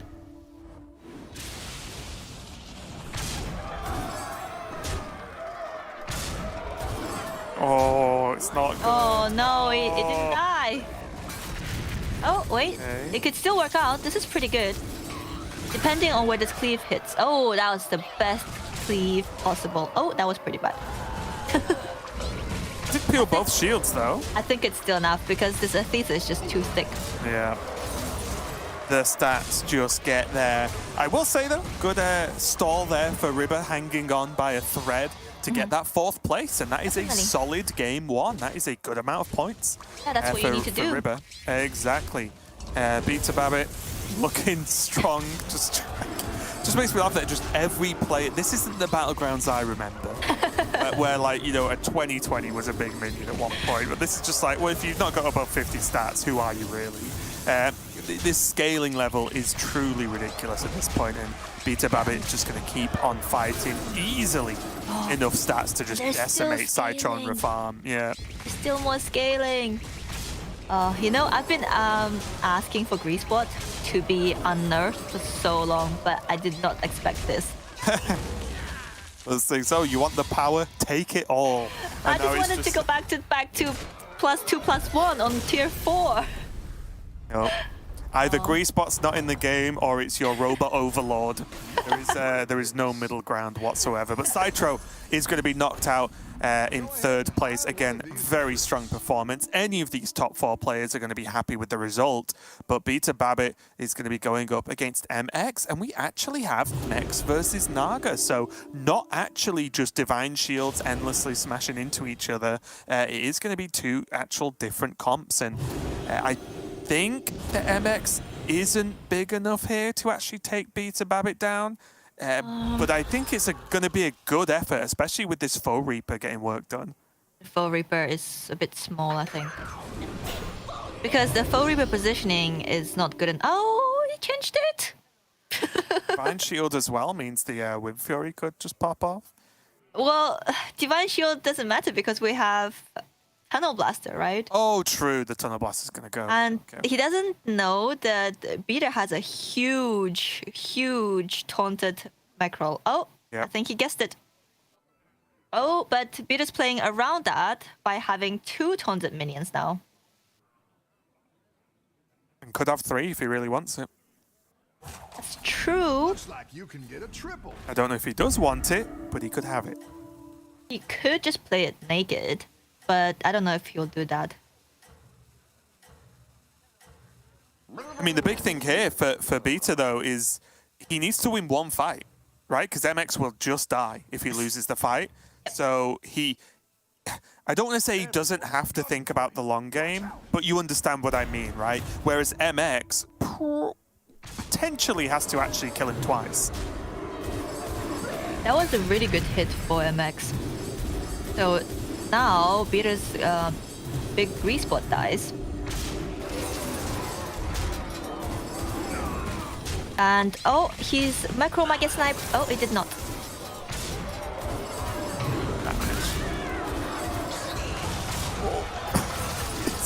That full Reaper is not even big enough to kill the macro, well, big macro. And with the token summons as well, the cleave achieved almost nothing. And that means that Beta Babbit is going to take game number 1 with a lot of health to spare as well. The grease bots popping off. I think MX did a great job of very early in the game going for those Naga and saying, you know what? Even if this doesn't get me first, if I just have free access to Naga, which is one of the benefits of not going for the minion type everyone's going for, then I'll be strong enough to get a good placement. And guess what? He got second place. So looked good to me. But any big things from game number 1 of this lobby for you, Nina? I don't know. I guess it's just I'm happy for the Greasebot Overlord at the moment. I think it's pretty good for casual players when the meta is like this, because if mechs are in, you know what you need to do, right? You just go for that. And you have direction. But for maybe higher MMR players, it might be a little bit frustrating, you know, trying to do the same thing every game. But I'm not complaining. I'm happy to see Greasebot have its time in the sun. I will say I am one of maybe the strange group of people that enjoy metas that are very slanted one way, right? So like I loved the pig meta when it first came out. I loved the Naga meta when it first came out. Greasebot's pretty cool right now as well. I do think some of the big question marks for me, there's 2 big ones actually right now. Dappy, of course, getting just obliterated game 1 basically, is very unexpected based on his previous performance, but he's still got time to fight back. And then also XQN, one of the first names mentioned when you mention Battlegrounds to anyone, right, is XQN right now. And he, 6th place isn't terrible by any means, but I think the nature of how well known he is, how everyone knows that he's just very, very good at the game, it almost feels like just a natural reaction to be surprised that it's like, XQN, 6th? Ugh. You know what I mean? Like, it's just a sort of weird natural response, even at 6th in just 1 game of a set of 3 isn't terrible by any means. It just looks weird seeing his name there. Yeah, it's true. XQN is definitely one of the best ladder players, but tournament metas can be quite different to ladder. Usually you can't be as greedy as you are on ladder, and XQN is a very greedy player. And the thing is, he actually high rolled this game, right? He got grease spots, but he just didn't get enough grease spots. Yeah, there was just, I think the problem is whenever you do accelerate your game plan and play a little bit greedy, even if you get the result you're looking for, there's often still a small window, right, where you're not powered up. Yeah. And if you get hit hard in that window, well, you just die before you get going, right, which is a huge, huge deal. So there we are. There are the standings after game number 1. Beta Babbit just getting the job done. So many stats. But yeah, another shout out to MX. I think him on the Naga and just saying that's good enough. Again, something you mentioned where ladder isn't the same as tournament. Yes. Because in tournament, I think that's a potential plan to say, well, if everyone's going to go mechs, not everyone can get mechs because there aren't enough of the good ones. Yes. If I just take another minion type and get top 4, sweet. Like, great. Like, there's some points got cashed in. And you make... Definitely paid off his strategy.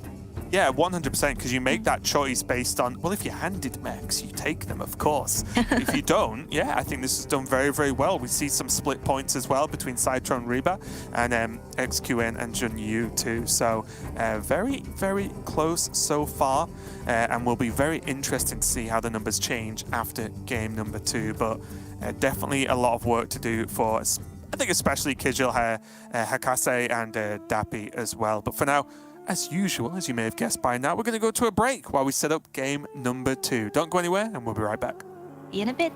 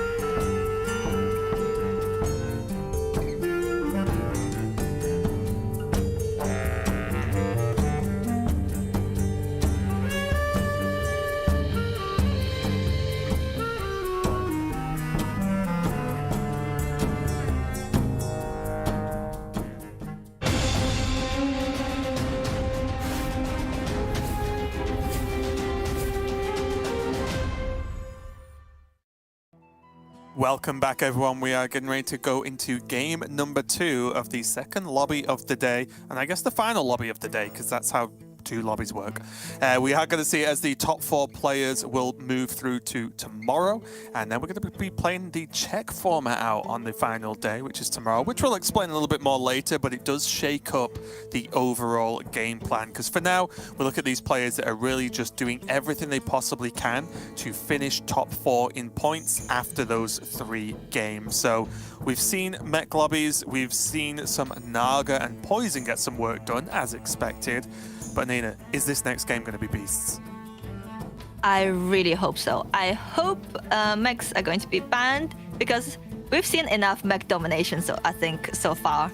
So yeah, I'm hoping for some beast lobbies, and I'm looking forward to seeing Dapido play. Maybe he'll make a comeback. I have faith in that.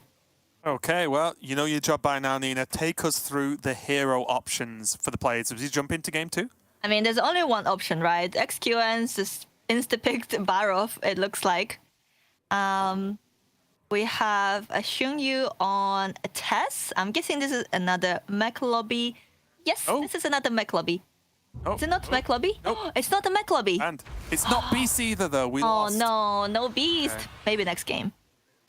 Okay, well, with no mechs and no beasts, basically, there's point. Oh, wait, no Murlocs either. We have Dapido on Lady Vash again. Hopefully she'll perform for him better this game. We have Citra on Curator. Yep. With no Max and no Murlocs. That's an interesting choice. And then Shunyu on Tess. Reba on Zephyrus. This is an interesting Zephyrus lobby. Guess you can try to go for Nomi. I want to see a Nomi game, actually. We haven't seen an Elemental game yet. And then we have Kidril on Gallywix. Yep. This is actually a really, really good Gallywix lobby. We have Pirates in, and we have Elementals in. So yeah, maybe we'll get to see APM Pirate game. And then we have MX on Vol'jin. Vol'jin is interesting without the mechs, but we do have Nagas in, right? We have Nagas and we have Quillboars in. And Vol'jin can perform really, really well with those tribes. All right, well, let's see what is going on. There are prizes as well in the lobby, just as a quick reminder. We don't actually have a graphic for that, so I'm sure we'll add one if prize is still knocking around by the next Lobby Legends. I'm making promises that I definitely have no influence on whatsoever, but okay. But yeah, definitely going to be another spicy one. Like, not the most powerful minion types in the game, but there are still prizes available, which, if anything, to me, prizes feel like they have even more impact on a game like this with these minion types. Oh, we have a River with a double Tavern Tipper start. And I forgot to mention Peter Babbitt on Galewing as well. And it looks like he's going to be doing a 3-on-3 curve here. And we have already a triple Tavern Tipper in the shop. So River doesn't even need to use his hero power to triple it. That's pretty nice, isn't it? Yeah, I'm actually wondering, is there a buy the Swabby, play it, sell it level freeze? I think with a double Tavern Tipper start, you want to play Reform curve, but instead of hero powering, using your gold to hero power, well, you can't really hear, but you just leave 1 gold floating, and that will scale your Tavern Tippers quite a lot. So here he will want to freeze, and then next turn he will just level and buy. You're doing great out there. Unless he wants to go for a 3-drop, but I doubt it. Okay, Probably yeah, go this for was 4-drop. yeah, it's just similar to what I was looking at. So you just get rid of the Swabby, you'd have 1 minion less, but yeah, this still kind of does the job. It was just whether to get the leveling done on the previous turn or the one coming up. So River's gonna stop there, still win the fight, push tiny bits of damage, but most importantly, just get himself set up for future turns. Oh, we have a pair in the shop. That's very, very nice for Riba. Oh, we see Bitter Babbitt find his Splitter. discoveries. I love Gem Splitter. You know what? Divine Shield is my favorite minion type. Divine Shield's a minion type? Okay, I didn't see that one. We'll have to get an icon added to that, to the overlay, to show us if they're banned or not. Oh wait, they're never banned. That's the secret. Yeah, Divine Shield, extremely strong in the game. That's why I love George. George is one of my favorite heroes. I really like George in the buddy meta, because that was just... Oh, no. George was horrible in the buddy meta. I liked it. Because he was just too slow. The buddy meta... he never got going properly in the buddy meta, I think. I guess at my MMR, the mid game was good enough so, to win games. George was amazing during the Toncom meta. Right. When Harbinger was in the game, you had Champion, you had Arm, you had Argus. Yeah. It was great. Good times. Here, those on you. It's just going to start stacking up again as Tessie can pretty much take his choice. Just staring at what all of the boards look like at the moment. There are definitely elementals left, right, and center for most players, with a sprinkling of Naga across the board as well. So always good options. And actually, on a lot of boards, there's tons of pairs as well. Which is obviously something to bear in mind for Tess, in the fact that you might have the one that's needed for triple, or just buying pairs that are good anyway could very much be worthwhile, especially the early ones, right? Like the Elementals and some of the... Yeah, Elementals, the Shell Collectors, all very good. Basically everything that gives you value, gives you some kind of econ. Oh, this is not great. But are we going for another 4-drop? Yep, we're going for another 4-drop. Oh. Wonka is not too bad. And we have another pair as well to work with. And this is quite a good pair because a lot of people will have picked it up. Oh, there we go. We have a triple in the shop. Oh, Vol'jin's ready triple into a Critter Wrangler. Wow. Ooh, look at That's this. pretty crazy. That's a lot of stats. Oh, and look, suddenly it's not a 2-2 anymore. Yeah, that is pretty ridiculous, actually. I'm just sat staring at the Wrangler thinking, wow. And now it's permanent. For his hero power, the stats are permanent. Yeah, if there's just a couple more spells that MX can get hold of, this is pretty much going to set him up for the majority of the game, especially because at any given point when he gets a better minion, he just swaps the stats off this elemental, right, onto the better minion and just keeps cycling like that. Yep. Kind of crazy. Yep. And also, and also whilst pushing this level of damage this early, right? Like, because if the Critter Wrangler lives, that's just 5 extra damage out of nowhere. It's huge. Yeah, he's in a really good position. And now he needs to find some more spellcraft cards. But he's also looking at that Peggy, the Peggy. Oh, he's decided to take the Peggy. Okay. I hate leg day. And now we imagine can the swap stats this. swap, right? Yeah. Yeah, we might be going on the Peggy or the Salty Looter. Oh, no. He's going for the Recycling Wraith. Interesting. I did wonder whether he was going to buy the pig or not, just to get the extra spell. Oh, I think it's very unlikely to get the spell at this point with 4 health. No, but swap the stats onto the pig, right? So the pig's huge, and then you pop in Peggy every turn, and then you have the spell with the thing. It's not amazing, don't get me wrong. Yeah, it's I can see that. I can see that. I just wondered if it's just better than the elemental that's like, well, if you buy elementals, you get a free refresh. Whereas that would give you a blood gem every turn, right? I think it would be really nice because he's picked up a Peggy, he's picked up a Salty Looter. So if he finds elementals, that's a lot of stats on the Salty Looter and free refresh, which is always nice. Wait, how long's this tipper been frozen in the in this shot? This tipper's just got hypothermia at this point because it's been stuck around, I swear, from like turn 3 or something. Yeah, but look at it. He hasn't really taken that much damage because of how much scaling they're actually doing. Oh, it 100% makes sense. It just looks Outscaling weird. these 4-drops. Look at this. 4-drops what? Give me Tavern Tipper. Oh, no. Never mind. The Archimedes just destroyed the board. Yeah. Oh my god, that was insane.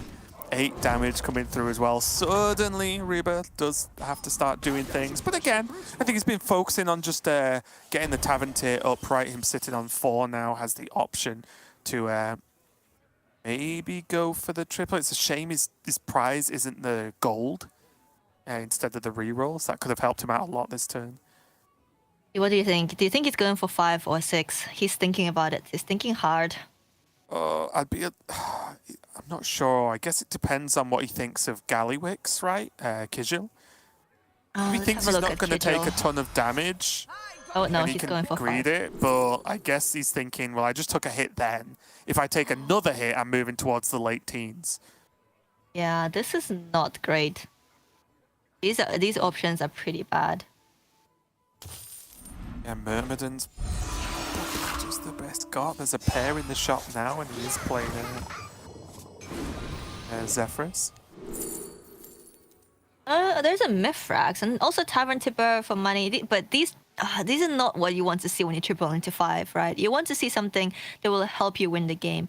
You want to see some Hogars. You want to see maybe a Nomi, although double Nomi would have been amazing because he could use his hero power to triple it. But yeah, those were not nice triples. They did not spark joy. Junyu now just, again, got a mixed bag, does have the Peggy there, but still just nothing too crazy. And then an oddly varied board considering the hero he's playing, right? Like he's playing Tess, and yet he just has this sort of, here's some good cards board, which is still fine, but just surprising, that's all. Yeah, I guess he hasn't really faced someone like a high roll they can steal from, and also because this is a no mecha lobby, everyone's doing different things. Yeah. And it's pretty hard for him to steal like a full comp. Yeah, even at a glance, I'm looking at one board that's Pirates, as Kijil does have Hogger right now. One board Naga, one board Elementals, one board Dragons, weirdly enough, to an extent. Yeah. Another Elemental board that's half Pigs as well. Like, very mixed bag so far. And Dappy, once again, in the danger zone. At 8. The caster curse is real. I should have just shut up and not mentioned that I thought he was good. Oh no, maybe he can still. Oh no, what is this? He's got Eliza and his Xeris turned into a gold grubber, right? All part of the plan. That's a pirate. This does not look good, especially against a Gallywix, who tripled into a Hogar a few turns ago. He's had the Hogar. Kijil had the Hogar for a few turns now. Oh, there's a Scallywag. And there's also a Khadgar. But I don't know if we can get any value out of this Khadgar because we have no taunts and we have no board space. We can't play 6 minions because that's too risky, right? Because we have no taunts. And maybe he was trying to find a taunt with his hero power, but Yeah, weirdly enough, fortunately it did not happen. if what I'm looking at is correct, Dappy isn't so far behind going up against Kijil this turn. Yeah, I'm looking at Kijil's board and I'm a bit confused by it. What is happening? Oh, okay. He's still doing the turn. Okay, Yeah. that explains some things. You're actually right. This does not look too strong to me, but he does have an arm. He's doing some arm scaling. Yeah. Actually, with no mechs and no beasts, like I said, the arm comp is pretty good, especially if you can taunt up some Divine Shield minions. Yeah, this is looking okay. It's not, I wouldn't say it's 100% just by eyeballing it that Dappy dies, but I think it could be very likely, just because the Brute's so big. I think, Oh, he did end on Khadgar, I didn't even see that. yeah. Oh no! Oh, This is the end. One This thing is you the didn't end. want to Oh happen. no. Oh no, we see Kijil Feeding the doing a brute. little smile there. And look how much those tokens fed the Brute as well with the arm. The Brute's got so much attack from that fight. Oh, and look at he him. wins He's the so fight. happy. Oh, no. wow. There goes Dappy, and even though I'm the biggest believer in there's always a time to get back into the fight, Dappy's just Yeah. 8th placed twice. Double Which 8. doesn't fill me with hope, if I'm going to be completely honest. Yeah, I think at this point, The only thing Dapido can probably do is try to win the next game and end it on a high and try again next Lobby Legends maybe. And I'm sure he'll be back again because he's qualified every single Lobby Legend so far, except the very first one, I think. Also, just this is huge here from Kishel, right? Hogger, Refreshing Elemental, and me. He's just making a, or going to make a hard switch. He actually had so much gold this turn. That's the beauty of Galliwix. Yeah. You are so rich. Down a minion And up a goal. he is against Curator this turn, against Citro. Very winnable. Yeah, he's also doing Nomi, but look at his worse. minions, are so small compared to Galliwix. And that's the thing. Normally, this feels too late to switch on to Nomi, right? But as for Galliwix, Galliwix. you have 1,000,000 gold, so you can basically do 2.5 turns worth of stuff in one turn. So you actually make up the ground you lose in like one actual turn of the game. It's kind of nutty. As you can see here, right, when we looked at the Amalgam. Do you see what's happening? Do you see what XQN's trying to do? I see. Trying to go for APM Pirates. I thought you were just going to keep talking about Divine Shields again. No, I mean, I love Divine Shields, but oh no. That's a big Myrmidon, though. It's huge. Maybe, you know, there's a tip on you can find out whether you actually goldened your pirate or not. Go on. This is a tip, yeah, like that. Not a lot of players know this. I learned it from Jay Kirag, and it's basically when the fight starts, if you hover over the card you want to golden and nothing comes up, it means it goldened. But if the text comes up, it means it didn't golden. Oh, Heard it here first. I've seen a couple of players like go hover, hover, hover, hover, hover, you know, at the start of a fight. That makes sense. Oh, well, now I understand. I learned a thing today. I'm sure chat did too. I hope so. Kizil popping off again. And I now love got watching this. a Elemental that's just for some reason got 28 attack and health. This is looking pretty crazy. Still got the glow scale as well for the Divine Shield. We need to survive. If we can survive this, we're in a very strong position. Oh, all he has to do is just find another Elemental in the shop, right? Because these stats are starting to get big. Yeah. Oh, he's decided to sell the Hogar, actually. That makes sense because he's not getting a lot of value of that Hogar, and it's getting quite small. He doesn't have any other pirates, and he has the recycling rave to help him utilize his gold. I didn't like that one either. Here's a gold for the trip. Oh, APM pirates. Popping off, yeah. I hate leg day. APM, Golden Hogar actually is not really APM Pirates build. It's the Golden Hogar plus a Dark Gaze Elder build, which it can get pretty out of control if you do it well. And also, you go. Yeah, it's also with the Wildfire Elemental as well, right? It's like really nice for this just because of the amount of extra attack and stats that can actually be kicked out here.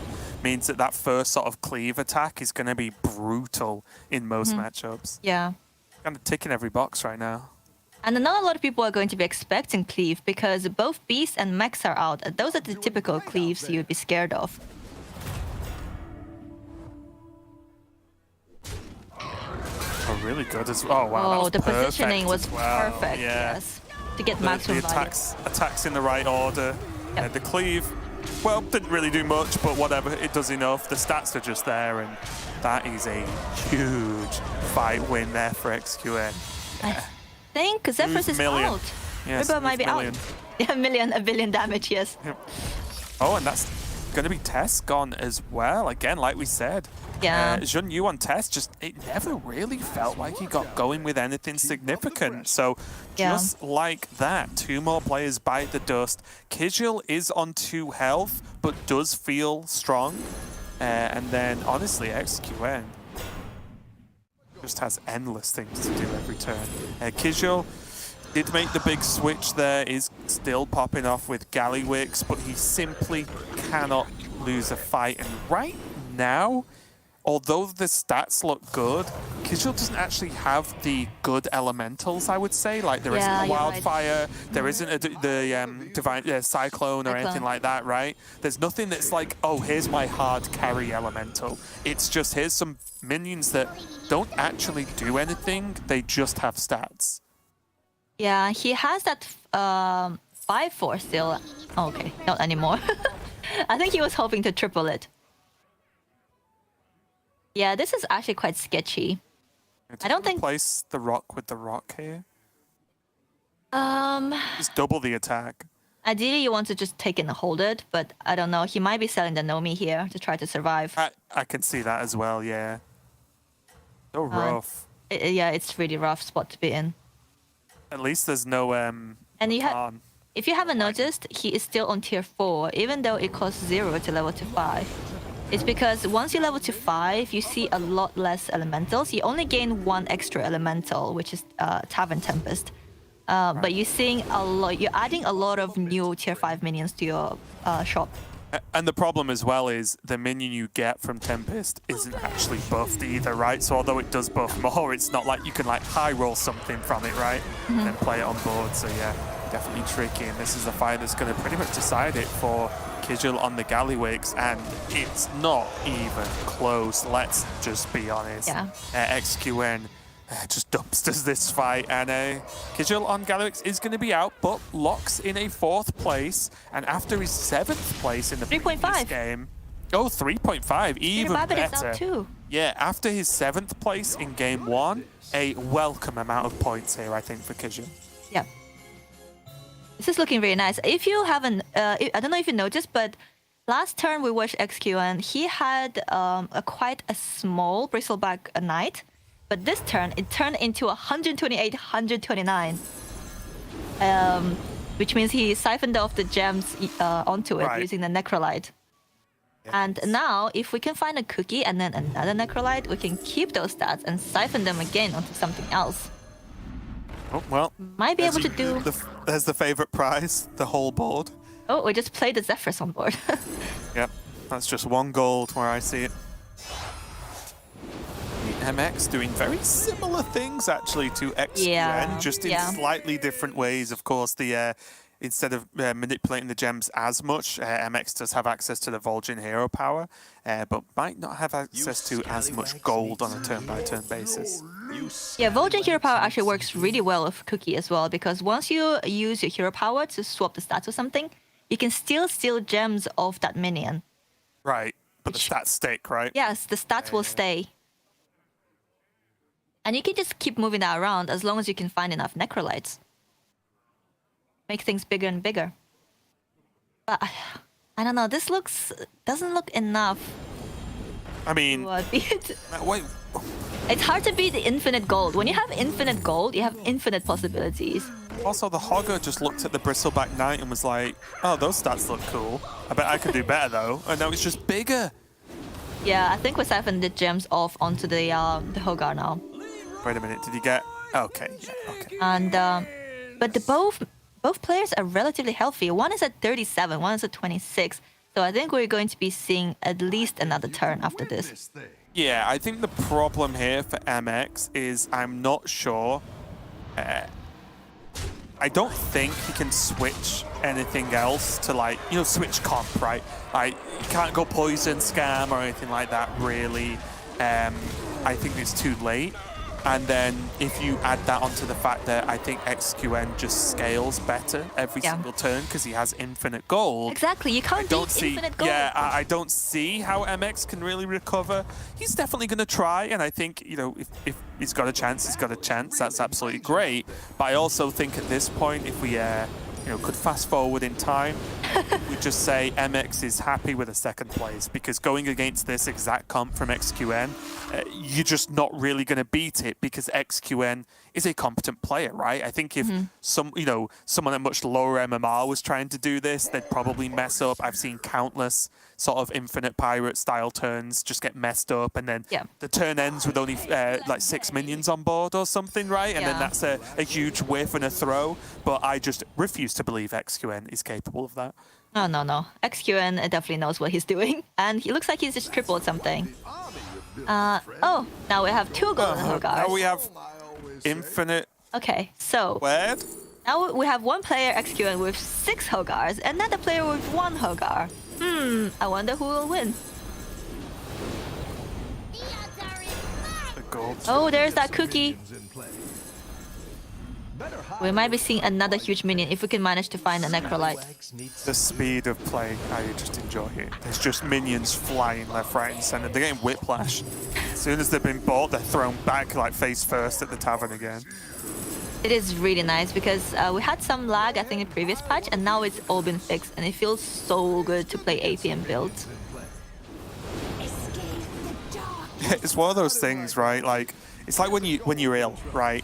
When you're ill, as soon as you feel better, you appreciate how well you feel when you feel okay, Yeah, right? You're exactly, like, I feel exactly. like a superhero right now, and all you are is just not sick. And it's the same with the lag, right? As soon as there's no lag, you're like, I feel like I can do anything in this game. Yeah, and you're like, oh, now I'm going to appreciate it this time, and then a week passes, Hearthstone players are Hearthstone players, and they can think about something else. Yeah. But yeah, this it's is not just enough, is it? yeah, it's not enough to kill. Oh wait, no, it's not enough to kill. I can't count. But it is enough to assert dominance because again, the stats aren't there. The jump to poison ability doesn't exist. So Yeah, there's nothing MX can do here. I think if this game was on ladder, yeah, he definitely would have quit already. yeah, MX is gonna fight it out. Why not? Let's be honest, I'm okay with it. But yeah, I think XQN has I would say recovered, like I said, from the previous game. Only gained 2.5 points from game 1, but looking to make a much better job of it in game 2, and suddenly is easily in the running to qualify for tomorrow.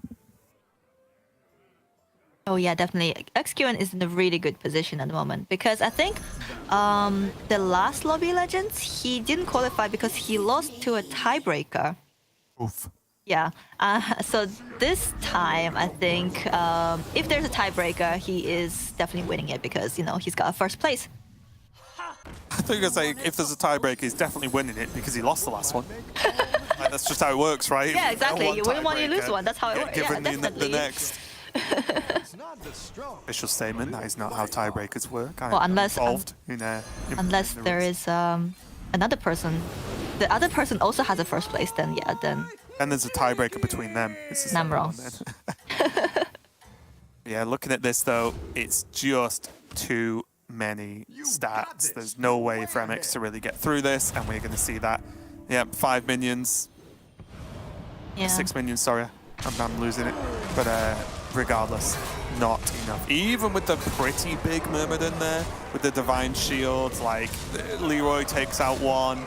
There's more stats where that came from. XQN wins game number 2 in a very dominating fashion, not only giving his opponents pretty much 0 chance to even try and come back, but also 26 health, like more than enough, right?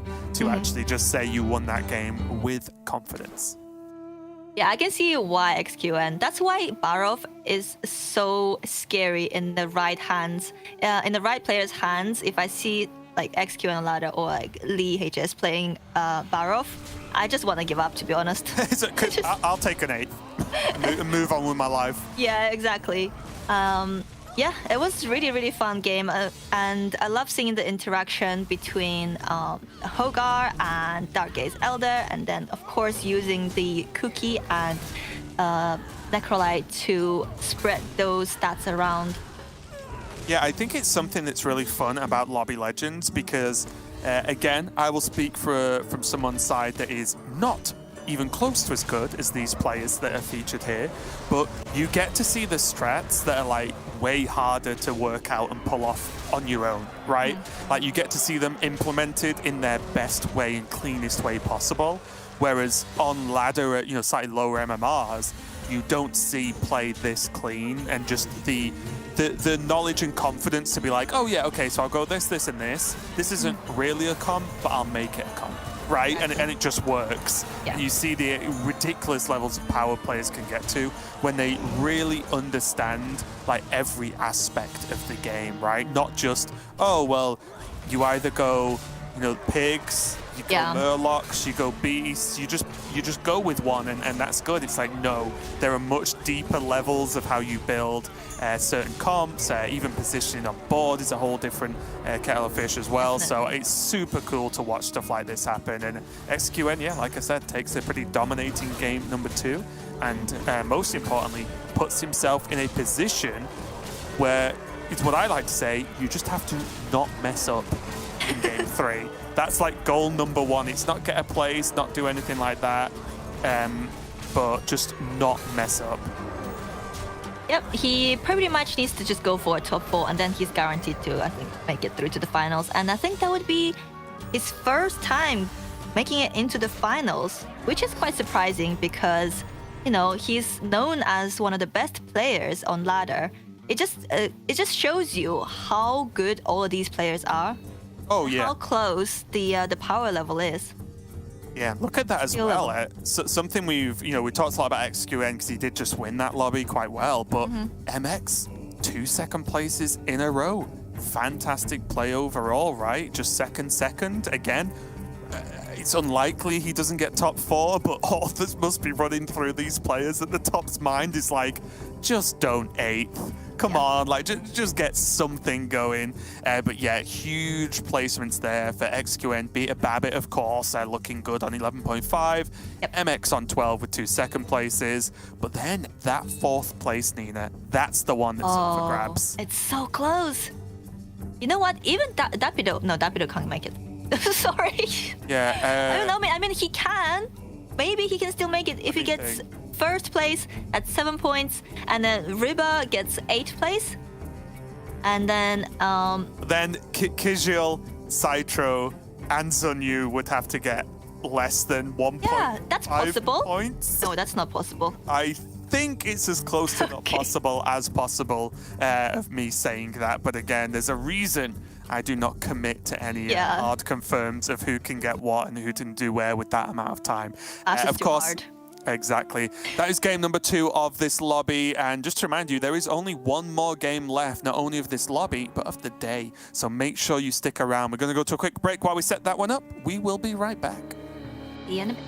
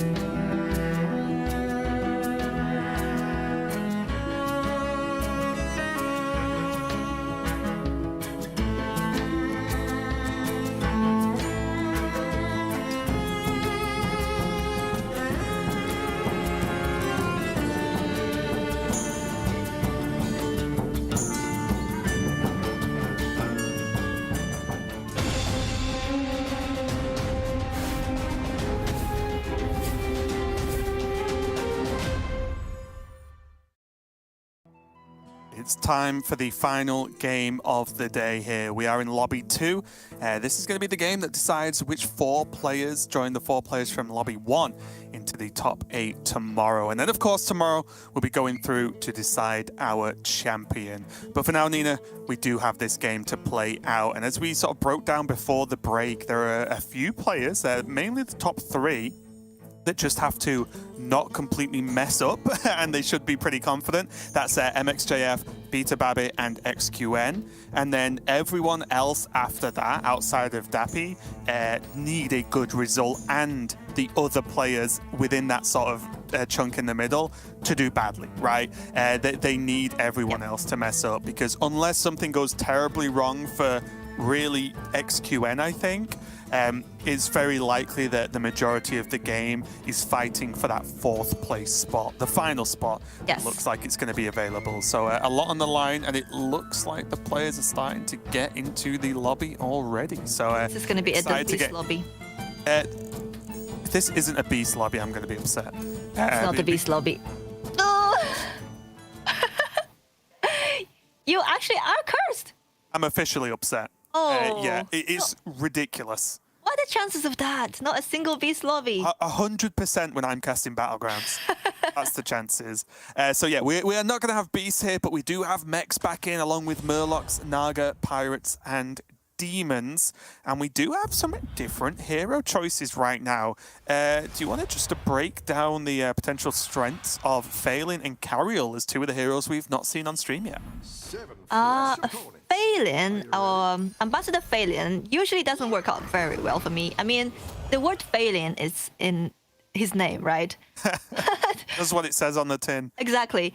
But this is a mech lobby, which means Phelan might discover a grease spot with his hero power. And nope. Ooh, Never mind. Like I said, it's a poopy hero. No, I'm joking. It's still okay.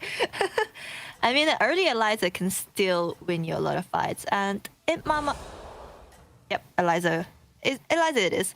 And Carriel, we have Beta Babbit on Carriel, which is a very interesting choice.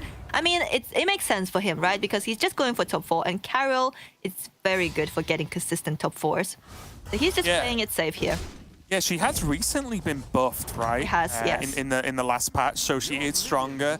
And any hero that can consistently add stats to the board early on-ish is, as you mentioned, a hero likely to get a top 4 kind of finish, right? Because you can just rely on out-surviving other players that are going for sort of fancier plays if you can just lay stats down. And of course, being able to add stats when we're talking about mechs and divine shields is never a bad thing. And we see Dabido on Lady Vash for the 3rd time in a row. He is not giving up. He is determined to get a win of this hero. He's not giving up, or he really wants to drop the average win rate of this hero. But I will say, I'm kind of with you when we first talked about this hero, right? That when I played it, even the games that I thought I played better when I learnt the hero a little bit, they still weren't great. I never felt like I was, dominating the game. Yeah. It was a strong win. It still felt very difficult indeed. So we'll see if Dappy can make this pay off or not, but he might just be playing for a fun time at this point. Yeah, I think at this point, maybe he's just memeing, he has nothing to lose. He can't really make it into the finals, so maybe he's just trying to have some fun. And that was the most fun hero. And MX going for the Omu, looking quite strong already. Does have the put bot with some decent stats on now, I think, thanks to the bananas and the taunt from the Naga. But also Omu, again, feels like a good character that, you can get stomped sometimes, but a lot of those times I found, at least, is when you chose to be very greedy with Omu. And you can definitely choose not to do that, right? And just play a little bit safer. And then suddenly just, you don't get as much advantage, but you're also not as weak, which I think is the goal here. We see Beta going 3-on-3 again, which is interesting. He's skipping completely to, early game hero powers, which does make sense. I mean, before you level to 3, you're only buffing 2 minions. Yeah, nowhere near as strong when you consider it costs a gold, right? So I do like this. Get to the strongest stage of the hero power, you take some damage, but then start just blasting out some stats. We have Eudora again. We have Chunyu on Eudora. You mean we have Well- Zerus again? Yeah, you mean yeah? I mean we have Golden Zerus. Imagine if it happens again. That would I be would kinda laugh a lot. That would be super sus. Yeah. But I kind of want it to happen again. Oh, 4-4. We see Oh. Bitter Baby going 4-4 with Cariel. Okay. I guess because the shop was very, very sad. Yeah, the shop is not really playable.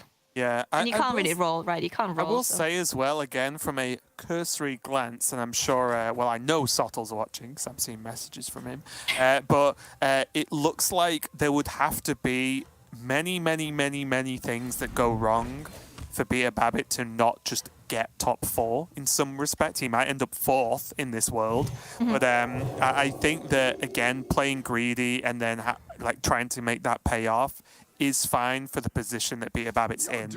We'll see, though, at the end of the day, what the numbers say. Reba going for the Yashiraj here. Gets a Kaboom bot. Not terrible. No, not the best either. Yeah. I mean, he is just on Tavern 2 as well, right? So, like, I think it's fine for that kind of outcome. Oh, these are sad again. Oh, okay. There's a Brood. The Brood is interesting, Shoal? actually. The Shoal is +2/+2. I mean, including the Shoal Commander, is 4/4 in stats. This turn, at least. He decides to go for Tunnel Blaster instead. I guess Tunnel Blaster makes sense, because early game, it will kill off a lot of the early game minions. Yeah, that's true, yeah. I think the decision here was, well, I've been pretty greedy already. I'll just take the Tunnel Blaster and not be greedy, right? Like, and just Yeah. try and retain some health at this point, as he is sitting at 25 right now. So, although, you know, it's tempting to go for the Shoal because it is just additional stats every turn, just because of the nature of how Brute works. But yeah, I can completely get behind this. I think the stats are just too small at this point. Yeah. And we don't get to Hero Power this turn, but that's fine because that's only +2/+2 for 1 gold, which doesn't seem worth it. Yep, and I think just getting that Brute as big as it is, along with that Tunnel Blaster, it's very likely that Beta Babbit at worst takes it minimal damage, right, if any, this next turn. Going up against the Yashiraj, let's check out the Yashiraj board, actually. I'm trying to look for it here, but I can't. Oh, yeah. Yeah, very, very weak indeed if we're looking at just that Tunnel Blaster's effect alone. Oh, the Tunnel Blaster is going to clean the board, I think, a little bit. Although they do have a big pub bot, and also the Kaboom bot is actually going to help a lot. So, Oh, well, yeah, actually, weirdly enough, the Replicating Menace summon from the... oh no! How?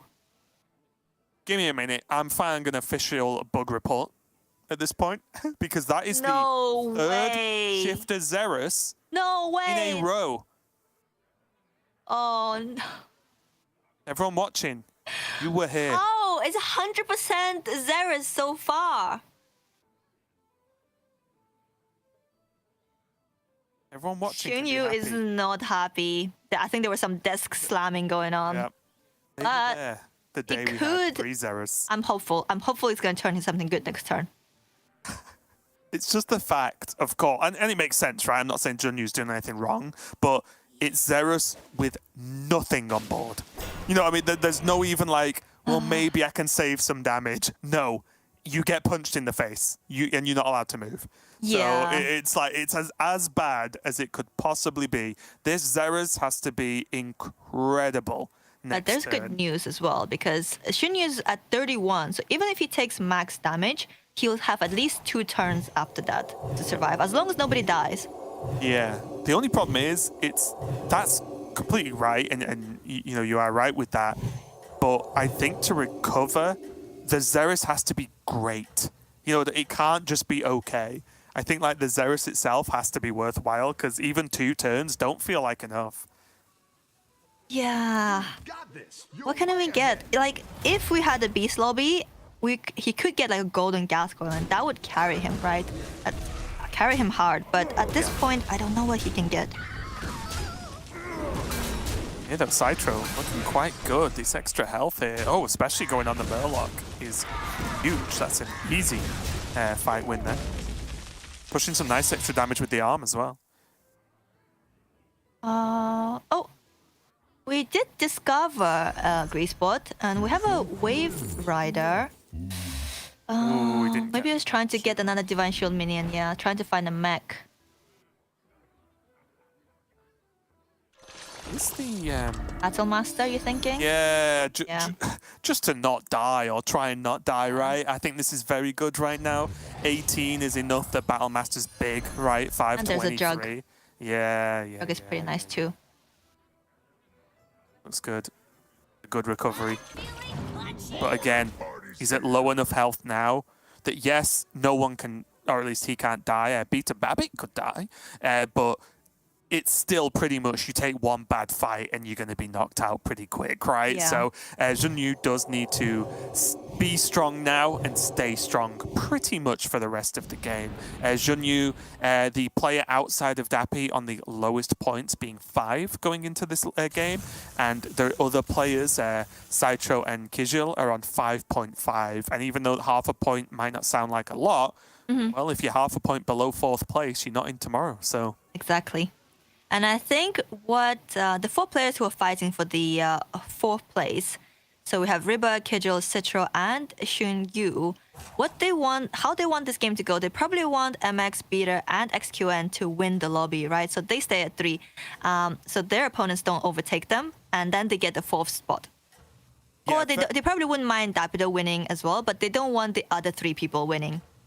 yeah, what they generally what the middle and lower part of the lobby wants is Riba to just do terribly and get out quickly because he's in 4th right now and he's a whole 1.5 points ahead. If he goes out, the 4th place is basically whoever does the best in this lobby. Right? It is basically how it works. But for that to happen, Riba has to be out like now, you know, or like early on. So we'll see how that one pans out. We are going to see how the carryall of Beta Babbitt's doing stat-wise. And it does look like it's Doing starting really well. to actually add up. But MX is doing a lot of milking here. He's getting a lot of value out of his Pashmar. Yeah, I didn't actually look. Yeah, currently doesn't have anything that strictly gains from those spells, right? There's nothing that, none of the buff cards, there's nothing that keeps the spells permanent for now. So a little bit unfortunate in the meantime. But getting 2 Divine Shields for free is really, really nice. It might allow you to level to 6 and find some better things.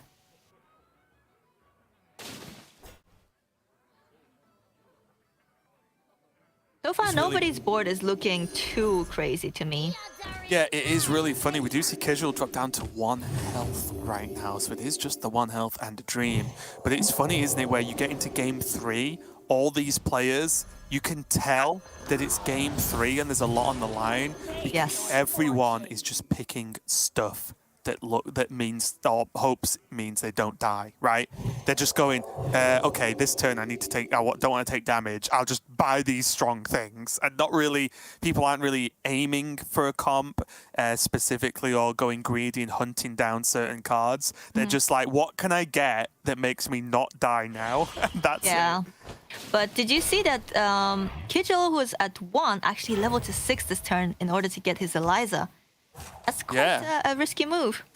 Yeah, only the 2 pirates and the rest of the board not looking too great for Kijil either. So you are right, this is risky, but I guess at this point with Kijil, he feels like he needed something to happen, and a guaranteed Eliza versus a mystery something else, I can understand why you would take the guaranteed Eliza. And look, Kijil knows. Also, Kijil, at 5.5 points, if he gets out now, he's just not in as a fact. Like, there's no question anyone else's placement. If Kijil dies now, he is just not through to top 4. He's looking quite relaxed though. He's rubbing his hands in anticipations, which means he's probably favored for this fight. And it's lucky for him because Yashara is in a position to greed, and they are doing so by trying to golden either their Peggy or Gold Grubber. Yeah, they got Peggy as well.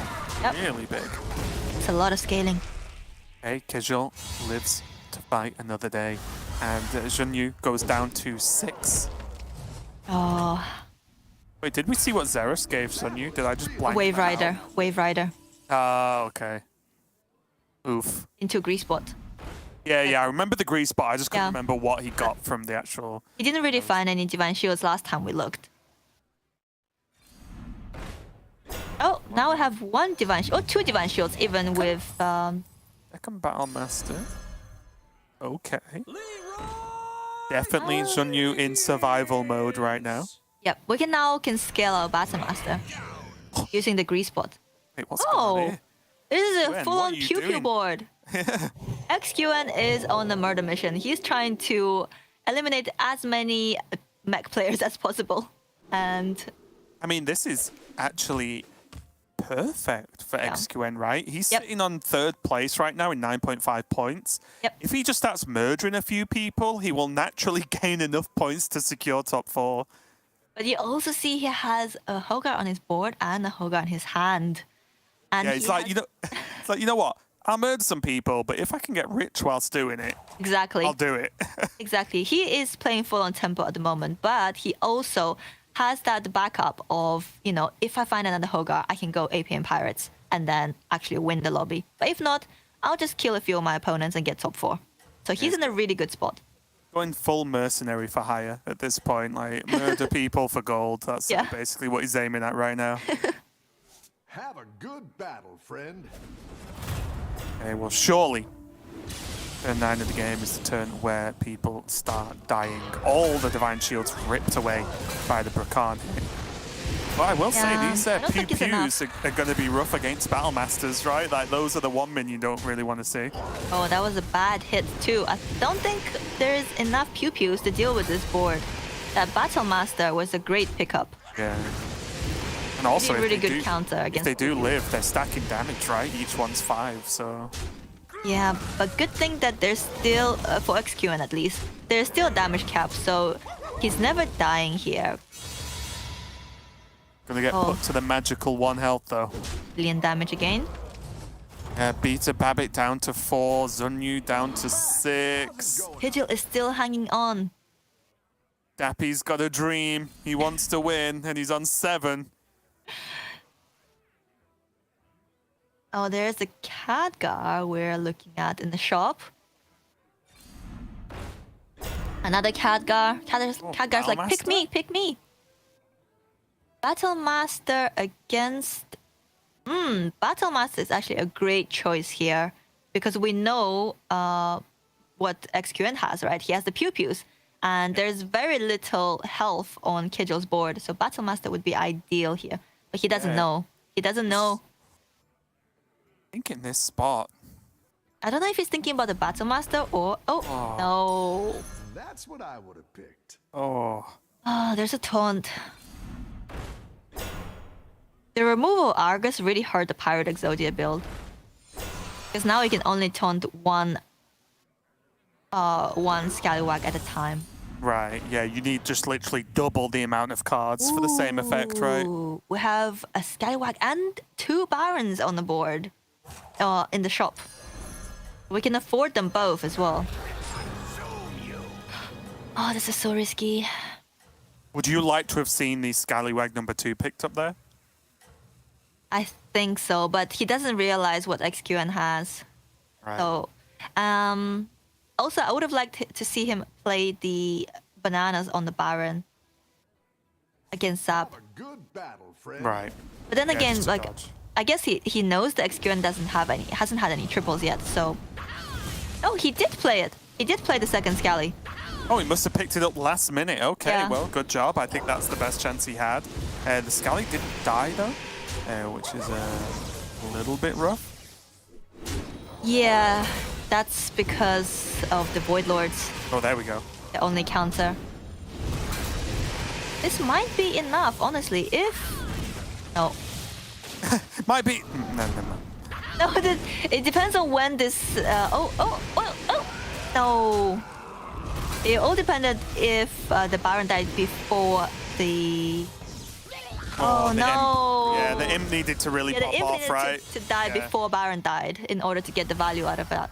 Yeah, Oh, that extra no. health was needed, and that means Kijil is out at 8th place, and also pretty confidently not making it to tomorrow, as that is not going to be gaining any points, and he wasn't 4th to begin with. So yeah, unfortunate there for Kijil.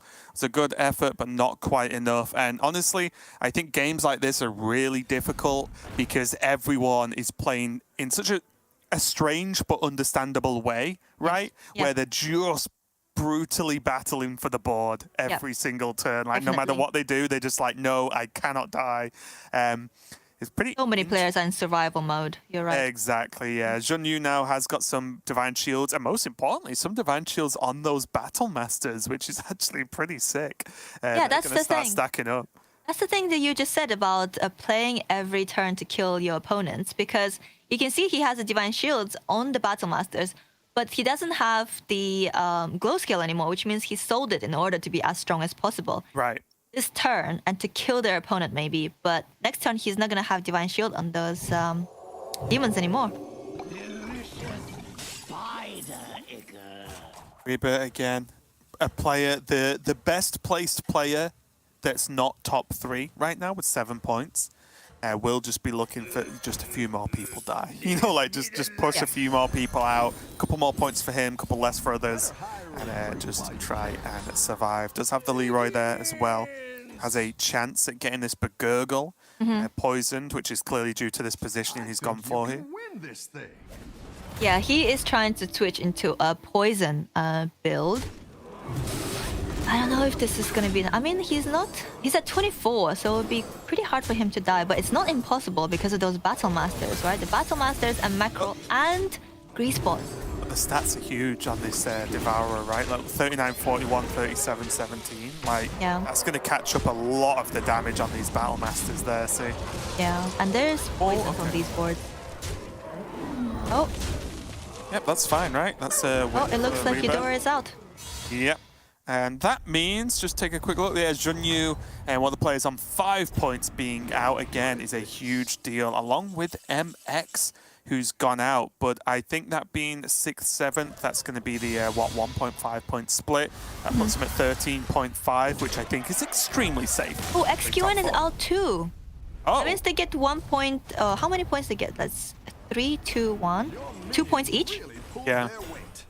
Because the 3 people died at That's once. actually huge. To It's get- like XQN and MX, 1st and 3rd on the leaderboard right now, go up 2 points, which then puts them like a good step ahead or a good step away from most of the other players. So it does look like we are really in that mix for that 4th place. Just look at this. Dapidao, I believe. Yes, I think Beaterbab is definitely through to the finals just by being in the top 4. Dabido has no chance of making it to the finals. So it's really between Citro, yeah. Citro and Riba. Yeah, that it looks like it to me, yeah. Yeah, I think because Shunion and Citro both have won before, had 5.5 and 5, and Riba already has 7. So there's no way they can make it into the finals. So it is really just between Riba and Citro.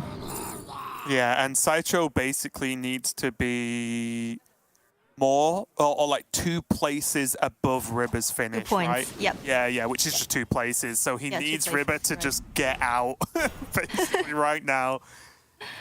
Because again, it's probably frustrating for Citro that Riba's the only other player with any reasonable amount of health, right? Yeah. The others that just get one shot if they lose the fight. But checking in with Citro, to be fair, we've not really looked at Citro or talked about Citro too much in terms of his board, but has got the Demon, got the early Fellbat pop off there, and he's just going max stats. And the reason we've not really talked about it too much is because he's just been winning every fight. Yeah, he is at 40 health. He has time to maybe switch to poisons, because that seems like... Oh, never mind. He did not... Yashiraj... Wait, no. Lady Vash did not get poisoned. Wait, is that enough to... No, it's a tie. It's a tie. And nobody got knocked out. Yashiraj was very strong. Riba was really strong early game, but been struggling a little bit in the last few turns. Yeah, and again, just what we said a little bit earlier on, Bia Babic just going for that aggressive leveling, then starting to stack the hero powers. Done his job perfectly. Top 4, he's just good to go at this point, right? Yeah. Which is great. Any extra placements, obviously. Peter is If he can win the game, he will try and win it. But he's very much done his job for now. he's very happy. He He's looks a happy bunny. For friends, not food. okay. Got the. He somehow sold. He sold his tunnel blaster probably because he knows he's against Mukla and he knows what Mukla's build is. Yeah, I mean, if he hovers, sees demons, it's just stats, isn't Yeah. it? You know, that's all. At this point in the game, at 40 health, you know your opponent's just gone high stats. And River is just going for a full poison scam, basically. Yep. Interestingly enough, does have the 2 divine shield spells in hand. Thinking about using these, because if he uses these, his positioning's wrong, right? I think maybe Move 1 Murloc up, would you say, at least? Okay. Okay. Maybe not that much, but never mind. yeah. I thought like move 1, maybe go like You're doing great out there. Murloc, selfless, Murloc, selfless or something. He's going for very greedy positioning here, Yeah. but I think he needs that in order to win here. And again, Citro would be very happy if River was killed this time. Oh, now where does that go? Oh, that's perfect. Is that enough? Oh, it is. Oh, it is. So Dapido is out, unfortunately, but at least this time he got a top 4? Yeah. Top 4 Yeah, instead of got 4 8 points. with Lady Vash. So now, in order for Citro to make it through, he has to get first place and for River to get third. If they both get top 2, then River will move forward ahead of Citro.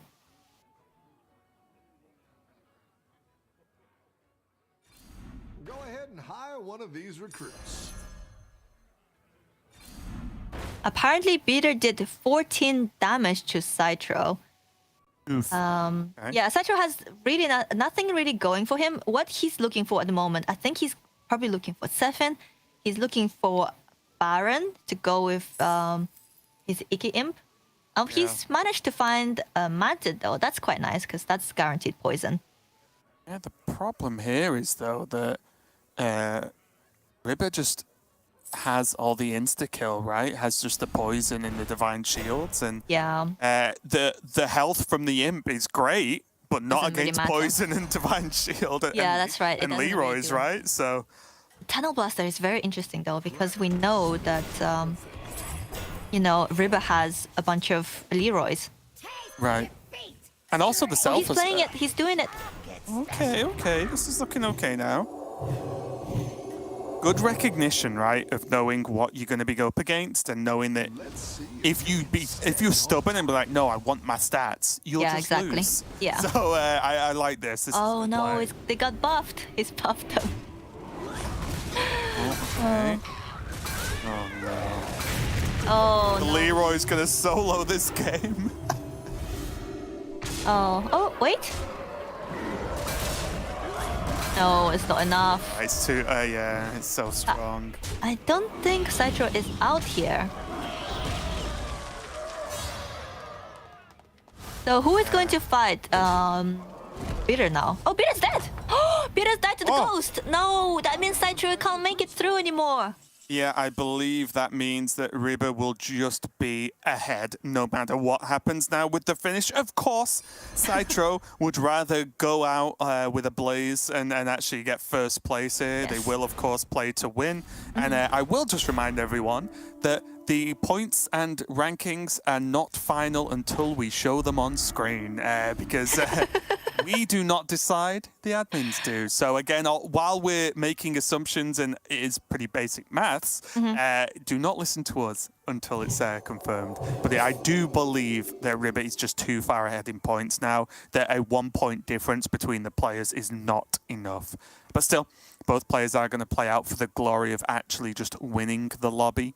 And definitely. again, I think in these spots, regardless of whether players make top 4 or top 8, I guess, or don't, just playing in lobbies of this caliber is kind of ridiculous, right? Like, you know that you're never really going to play and more groups of 7 players that are much better than these. I'm actually shocked by the top 2 in this lobby because there's no grease spots and mechs are in.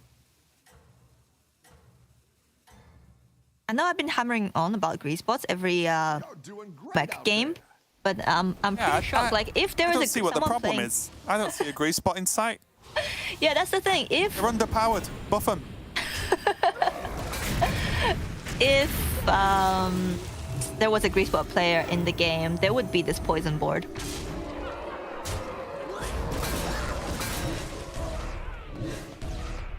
Maybe not this bookless board though, because they'll have a lot of health. Yeah, no, doesn't Oh, like I think this is it. enough. Yeah, that's enough, right? This is a win for Citra. Yeah, it is a win for Citro. We'll have a look and we'll see. But regardless, I think well played. Citro was ahead for the whole game. And even when his opponent was basically quickly moving on to hard counters, right? Again, end game demons is often just I have more stats than you. Poison Divine Shield cares not for stats. So did manage to survive, get the win there. The Baron, I think, pushing the majority of the final damage as well. So congratulations to Citro. And again, I know I've said this before, but it's something I do love about casting Lobby Legends is the difference in play as games go on, right? You see players just go full desperation mode and it completely changes how you play the game. These are not ladder games, right? I think that's safe to say. These do not look like your average ladder game, and it's great to watch as players have to adapt, and it's definitely a lot of fun. Yeah, definitely. Yeah, this game really surprised me. I guess because it was the last game, I think maybe not everyone was trying to go for maybe top 4s. And like nobody really hit the Giga Nuts, you know, nobody hit like double busters or like huge mech builds. And yeah, this is the outcome. We have a the golden trickster winning the lobby. Yeah, and I The think help of Baron. Yeah, it's one of those things where I think we saw it, and you can even see it as we recap this, even if you just stare at the leaderboard. But so many players in this lobby, at least, in this group of 8 players, game 3, so many players just needed to be ahead of these other 2 players, right? It's generally the way they saw their progression to get to top 4, is if I just don't lose to these other 2 people, I'll make it through, or have a chance to make it through. And you saw the play reflect that. It was very much like, if you go greedy, then just die. Well, you've got no chance because you're dead and you're 8th, right? So I think we just saw players very aggressively play tempo, and it's something we've seen in previous tournaments as well, where suddenly when you only need X amount of points to gain, things change a lot. But all of that will change tomorrow when we get to check format, because yes, the players do have to get to 20 points, but then they'll have to actually win a game to actually win the tournament. And there we go. And wait, we miscalculated, which is why exactly I said do not trust the casters until the numbers are on the screen. XQN misses out by a point. And your top 4 going through to tomorrow are Beta Babbit, MXJF, Ribapuzza, and Citro. That's why Citro was pumped, because he actually did the maths. Yes, unlike us. Yeah, unlike me, who just guessed like I always do. But yeah, look how close that was. Of course, we had Dappy, Kijil, and Sunyu to an extent on those lower sort of sides of the points. But look at that top, second, third, and fourth, right? Very A point and a half away from these things. It's Yeah. absolutely huge. So close. Yeah, this is quite different to the previous lobby, isn't it? we're having the top 5 people are very, very close in points, and also even XQN, who secured himself a win second game, did not manage to make it through, unfortunately. And this is the final lobby for tomorrow. I'm very ready for this, Nina, honestly. Like, look at these players. Alucard, Satellite, Butterfly, Kid5, MXJF, Beta Babbit, Citro, and Ribber. All players we've seen put in the work and pull out some pretty impressive games, honestly, over the last, I don't know, like 4 hours or so, however long we've been sat here. But yeah, really impressive. Of course, it rough for the players who didn't make it, but as I said, I think getting into the broadcasted part of Lobby Legends is a huge achievement in itself. Takes so much work from all these players, and you see that in the quality of play, right? I mean, normally, like we talk about, like especially in standard, it's like every little decision misplay. Obviously, Battlegrounds is a lot faster, but the ability to like just play at that kind of tempo whilst having to play game after game, work out point systems and where you need to place, it's a lot to work on, as I'm sure you'll know better than me. So huge respect to all the players, but I will say I am looking forward to tomorrow in this top 8.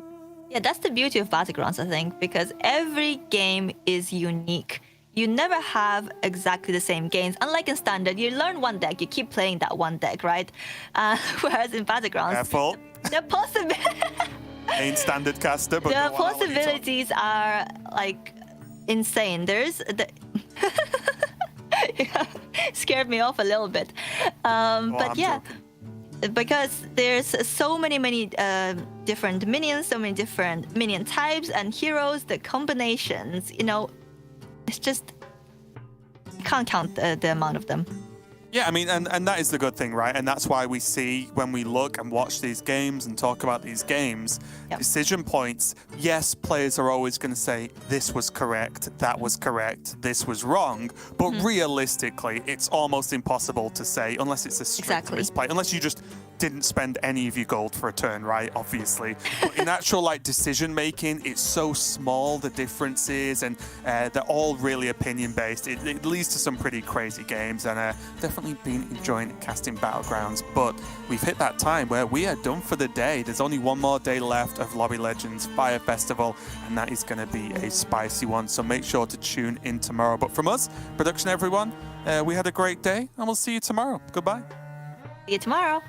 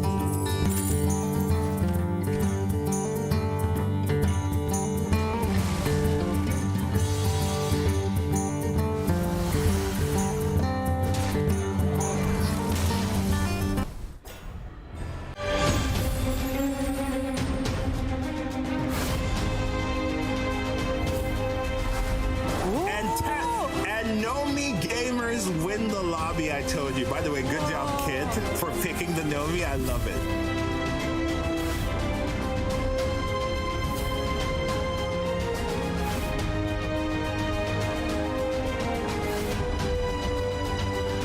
There is no mercy from Waterloo here. It is a complete massacre, flawless victory. He is your Lobby Legends Eternal Knight champion.